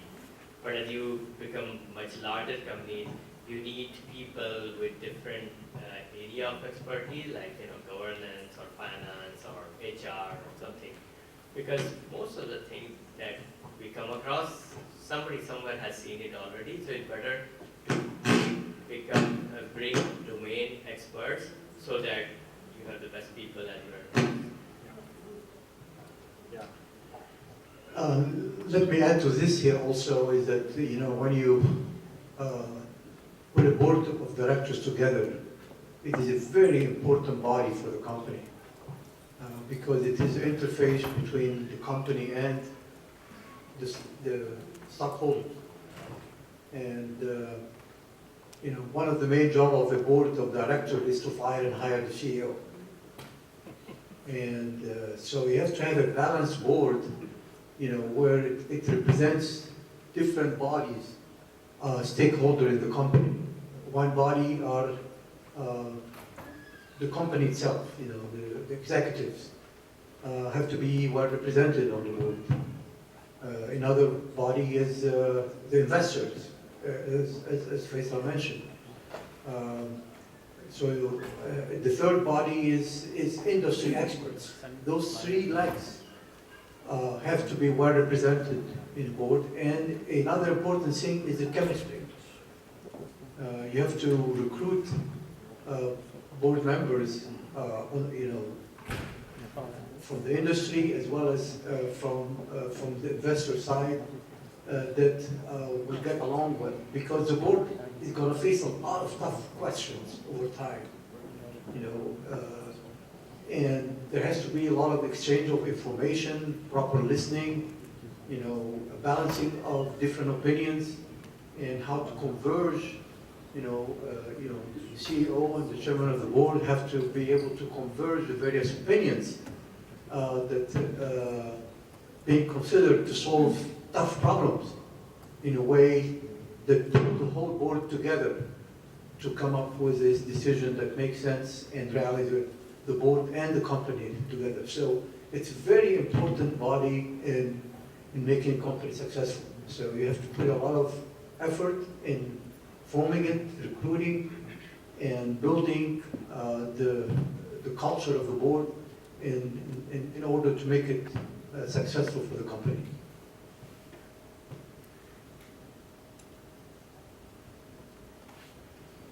So my question is, if you're an entrepreneur and you're working on a product or solution, at what time or the signs you look for that this is not going to work, or you pivot or you change?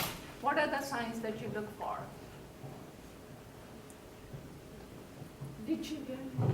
Yeah, from my perspective, I think each company is slightly different, but probably the best indication is customer traction. So if the customers are just not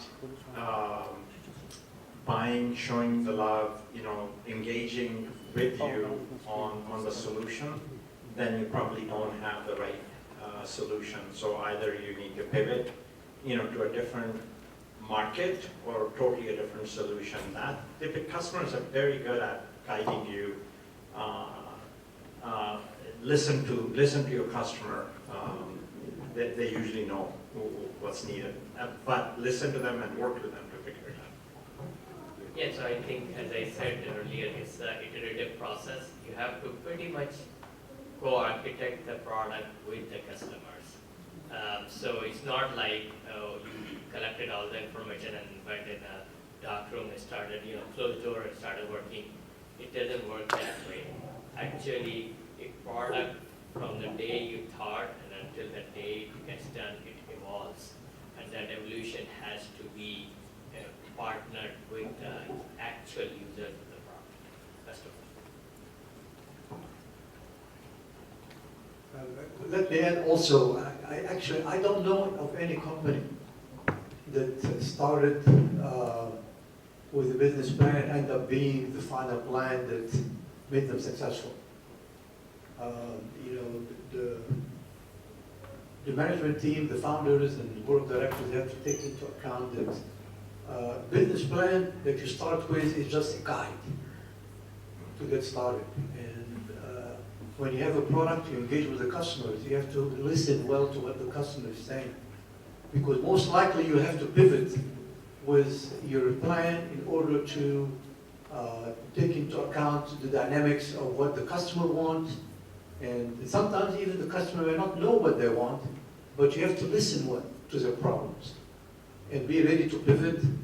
And pivoting is difficult.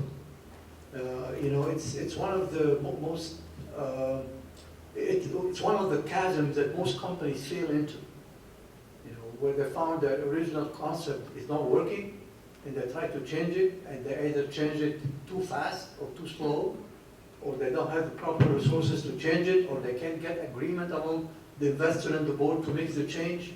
So there is a famous chasm that startups talk about it, where there is an initial enthusiasm, that the founder have, and then they fall into the reality where the product isn't getting traction, or the customer wants something different, or there are problems that they don't know how to solve. And during this chasm is what really forms a successful company. How to pivot, how to bring the proper resources, how to listen to the customer well, and how to build up the product that has traction and has all of the elements that Faisal and Raghib mentioned about, is that it has a large market, growing market, and be able to flow with this into a very successful company. Another area a lot of entrepreneurs and companies essentially fall into a trap is, the whole concept of Jeffrey Moore's, crossing the chasm, the bowling alley. It's, there is a few customers for any product. You can create any crazy thing and there'll be 2 people who will buy it. And just make sure that that initial traction that you're getting is not a false positive. It really is something that's going to scale beyond the first few early adopters that'll buy one of anything, right? Just to try it. And a lot of companies say, well, like so and so bought it, so this must be the right product. And then you stop innovating or stop pivoting, and you just fall into the gap. And so that's important. My name is Muhammad Mustafa at AMD. So 2 questions. First for Faisal.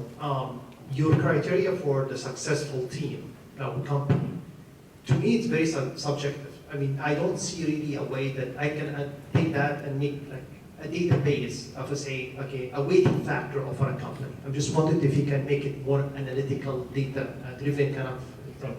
For Raghib, another question. For when you choose your team, it's relatively straightforward. When the company is small, you can be picky of how to let's say, smarter people, quality people around you.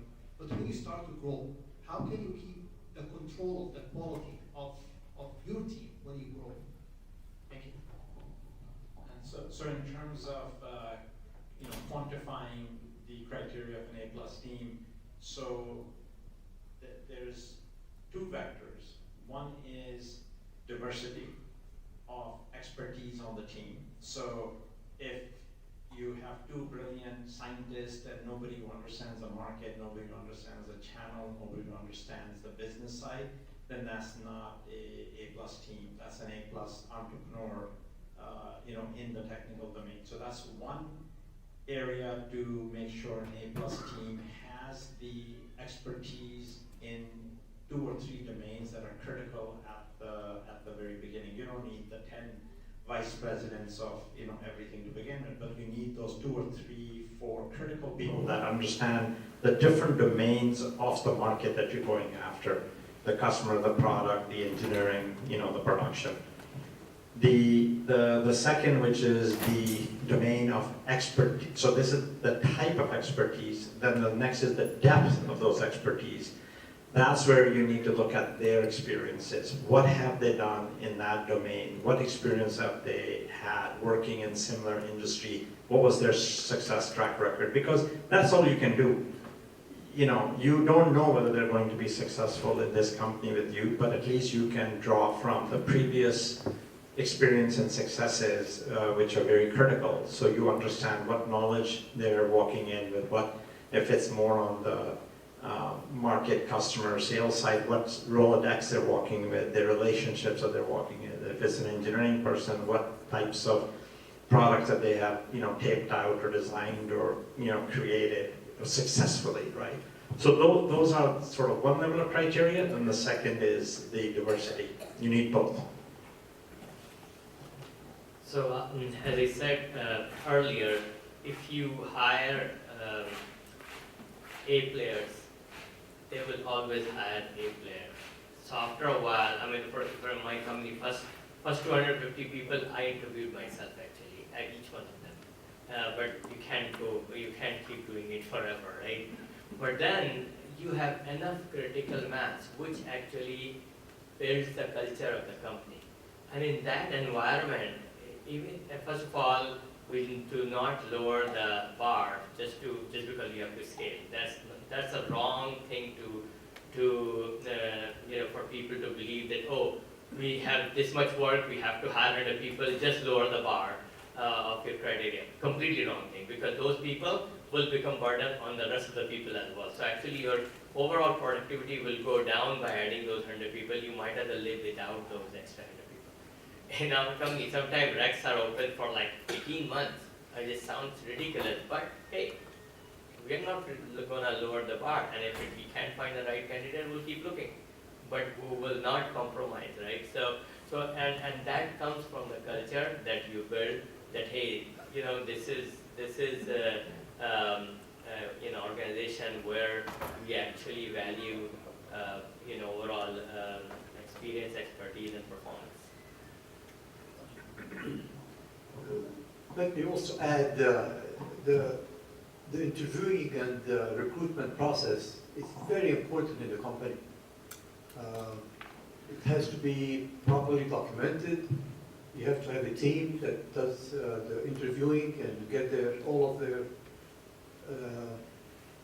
feedback from the interview all put together. And there is a very simple rule. I'm sure you heard it. An A staff recruits a similar A staff. A B staff recruits a C staff.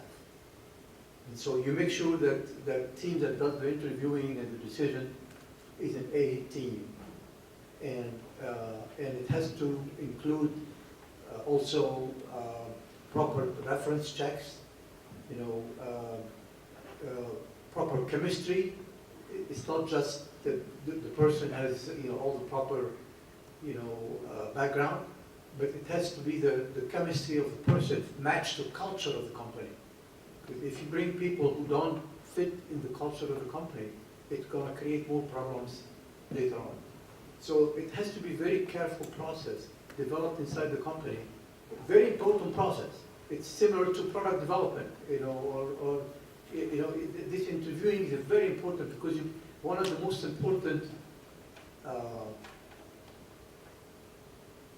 source of value in a company are the people and the culture. So it has to be well thought through, and well documented, and people who are interviewing understand it properly and how important it is to recruit the proper person with the proper culture and the proper background. Assalamu alaikum. My name is Duha Hasi. I'm an engineer and doctor in biology, CEO, co-founder of Rio Inc. company. My question is basically for first-time CEOs, do you recommend a co-founder and how to find one? The other question is how to find VC who can also be board member, as you mentioned. Thank you.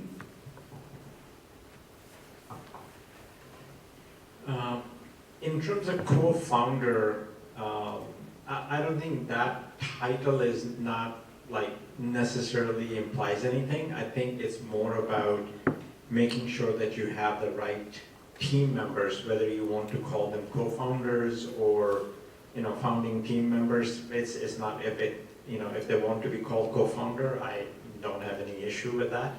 Just really focus on somebody that complements your expertise. So if you have really deep technical expertise, get somebody with you who has more market and business side of the expertise so they can round you out in your thinking, in your approach, in your solution creation journey. So if they want to be called co-founder, the more important aspect is the equity. What type of equity do you have to give them to join you? So it's really and a co-founder can have much less equity than you as a founder, or they can have equal equity. So that's a decision that you make case by case based on what you need. And so, sorry, what was your second part of the question?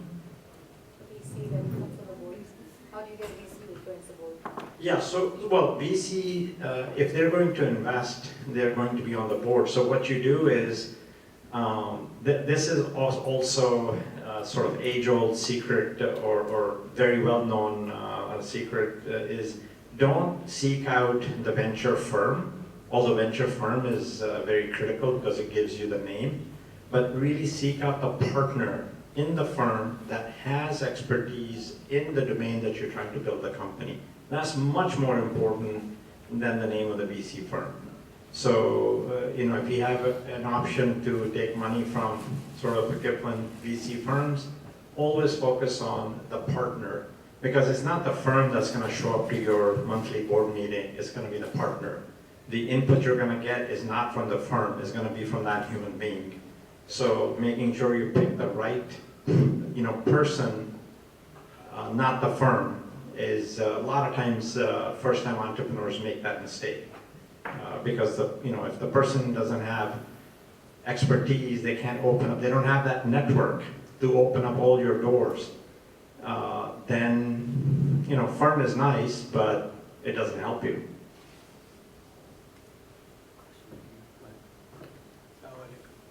Can you hear me? No. Assalamu alaikum. My name is Khalid Al-Ajmouni. I work for Apple. This is a golden panel for me, because you guys are all semiconductors. So my question has actually 3 parts. There's one question still. So what opportunities do you see in the semiconductor to start a venture? And second part of this is what challenges do you see starting a venture in this space compared to 20 years ago? And since it's a capital-intensive space, do you still see VCs interested in this area, and where to find those VCs? Thank you. Right here. Sitting right here. Just to Please, limit your questions to one, and if you have multiple parts, I pick the one that's most important to you. We can take some offline, so. Look, Alhamdulillah, what type of semiconductor work are you doing at Apple? Just to have context. Analog mixed signal microprocessor. Analog? Analog mixed signal and processor. Okay, got it. So I think as a VC, I have not funded a semiconductor deal in a long time. And that's probably because of the capital that you need. Forget the foundry side, just the chip design capital that you need in digital side to compete with him is, it scares me, right? Because I just can't get there. So the areas that I find interesting, and actually very recently involved in a Stanford semiconductor deal after a long time, is in that area of MEMS, analog mixed signal for mobile devices. So large volume markets, small IC solutions with some deep IP in the consumer products and things of that nature. Those are still possible because you don't need, when I was just over at Jensen's house for dinner and he was telling me he has like 5,000 verification engineers and he spends $3 billion on one single chip. Like, okay, yeah, no VC is gonna fund to go up against NVIDIA, right? So that would be as a VC, that would be my take, to look for adjacent spaces where deep analog mixed signal MEMS type of IP can be scaled very quickly with lot less capital. So very capital efficient models rather than deep capital requirements. I'll add a little bit only. I think your area of analog mixed signal is very good. In semiconductor, there are always opportunities whenever a new standard comes, where a new interface comes. You can always look at those and do a company, and that will be very successful because evolving standards, large company wait until it gets stable. One other point to add too is that, as Faisal mentioned, it's hard to have VCs that want to put on the table enough capital to develop a complex chip. So the way to do it is to also seek a strategic partner, large corporation that would have an interest in the product, and it would be a combination of strategic partnership funding, some venture funding, and also some potential customer who will be using the product. You can get funding from that, and that's a way to be able to get above the threshold, to get hundreds of millions of dollars to build the chip and fab it, and test it, and be able to deploy it. We're running against time here. We were originally. A couple more questions and we'll be done. Okay. One more here and then. Thank you, fantastic presentation, very inspirational. So I want to touch on something which Faisal said, the line of the night. So you said large, growing and underserved. So I'm working on a congestive heart failure device, so I wanted to understand a little bit better. So our TAM is 60 million, would that be large enough? And it's growing at 10%, and we believe the solution is underserved. Or how would you see that? That would be very, in the venture world, that would be too small. We look at things that are in the billions, if not tens of billions, in terms of, TAM, because your SAM will be much less than that. And the growth needs to be probably more in the 30 to 50% area, not 10%. 10% is a very small growth in any market. So you have to kind of think bigger in terms of markets. One thing, remember, in venture world, everything measured in dollar. Doesn't matter, there may be 100 million people, but if they cannot afford, doesn't matter.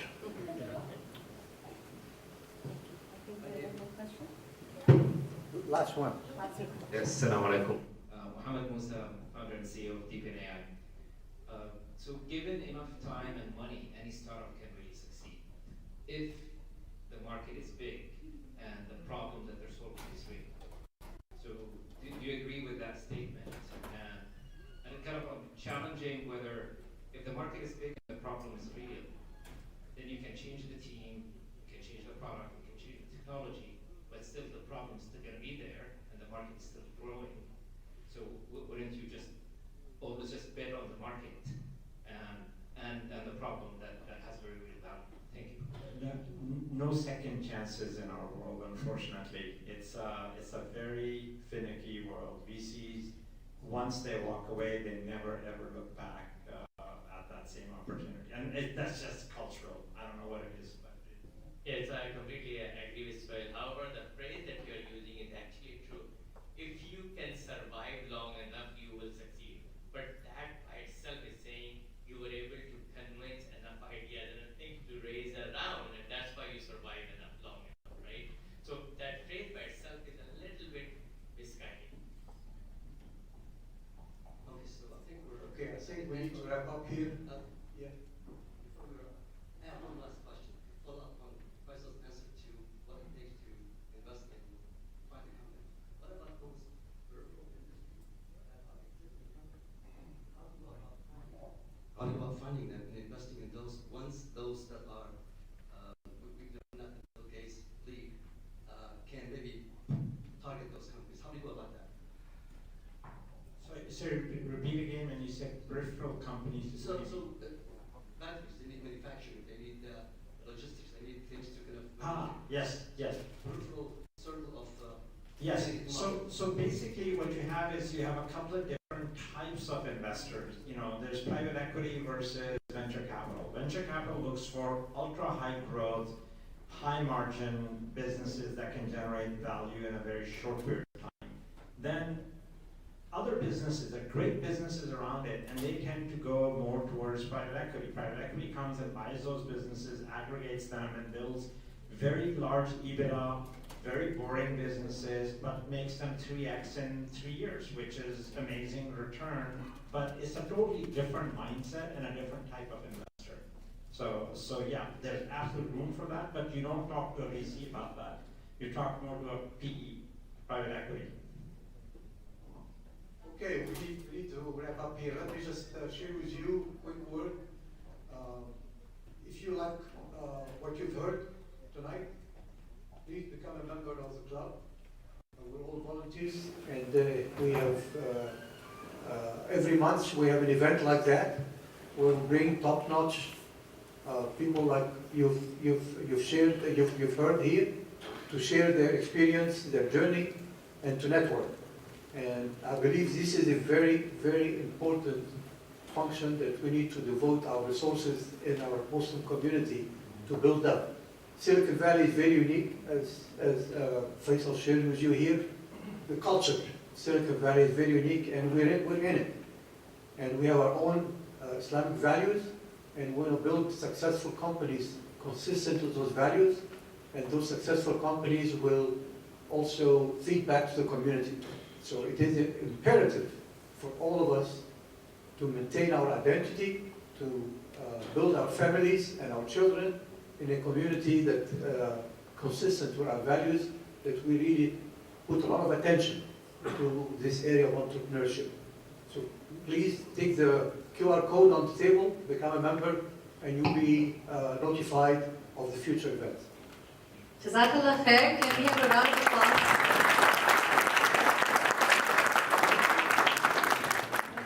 أفكارك الملحمة اليوم بالليل. جزاkallah khair. I just wanted to share one more event that you brought up, a very important topic of supporting financially our companies. We have an Islamic Halal Money Forum online this Saturday, which is also in partnership with our program. Please join us. Maybe you'll see the link. You'll learn about all the entrepreneurs that are specifically in Sharia compliant, halal financed businesses. If you would like to connect with the speakers, I think Raghib and Faisal can be connected on LinkedIn. Is that okay? So special discount, you can message them and say you heard them tonight at MCA or WVMA, they'll add them. And they'll add you on their network, I guess. If you have something to just send email Raghib at Marvell. Okay, you just started. If you have something serious to discuss, send an email to Raghib marvell.com. Jazakallah khair. I also wanted to invite the guests back on stage for a picture with our volunteers. None of this is possible without the volunteers, so please give a round of applause for Brother Mohsen, our core team member Muhammad Darwesh, Brother Ahmed Tarjuman, Brother Ahmed on our IT team. We did have several other volunteers that couldn't make it tonight. We have some sisters and some kids also. Jazakallah khair to my son who's been helping, Ismail. Brother Humaid, if you can join us. Where is Brother? Can you please come on stage? We can have a picture.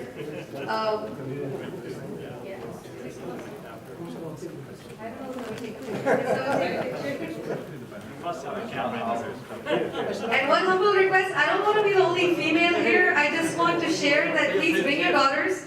Let them get inspired so they can be part of this group. Take them forward. Actually, everybody can move forward on this stage. That would be better, actually. This is better.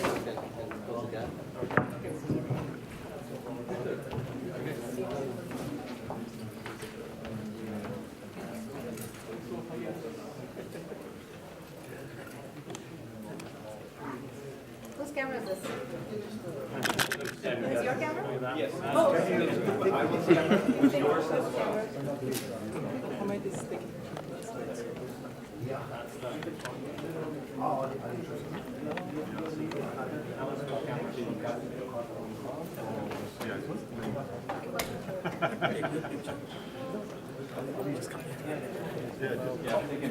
Okay, very good. Thank you. Thank you, Jazakallah khair. If you can please, on your way out, remember to give a feedback to MCA, Jazakallah khair for hosting us. And inshallah, we may collaborate again.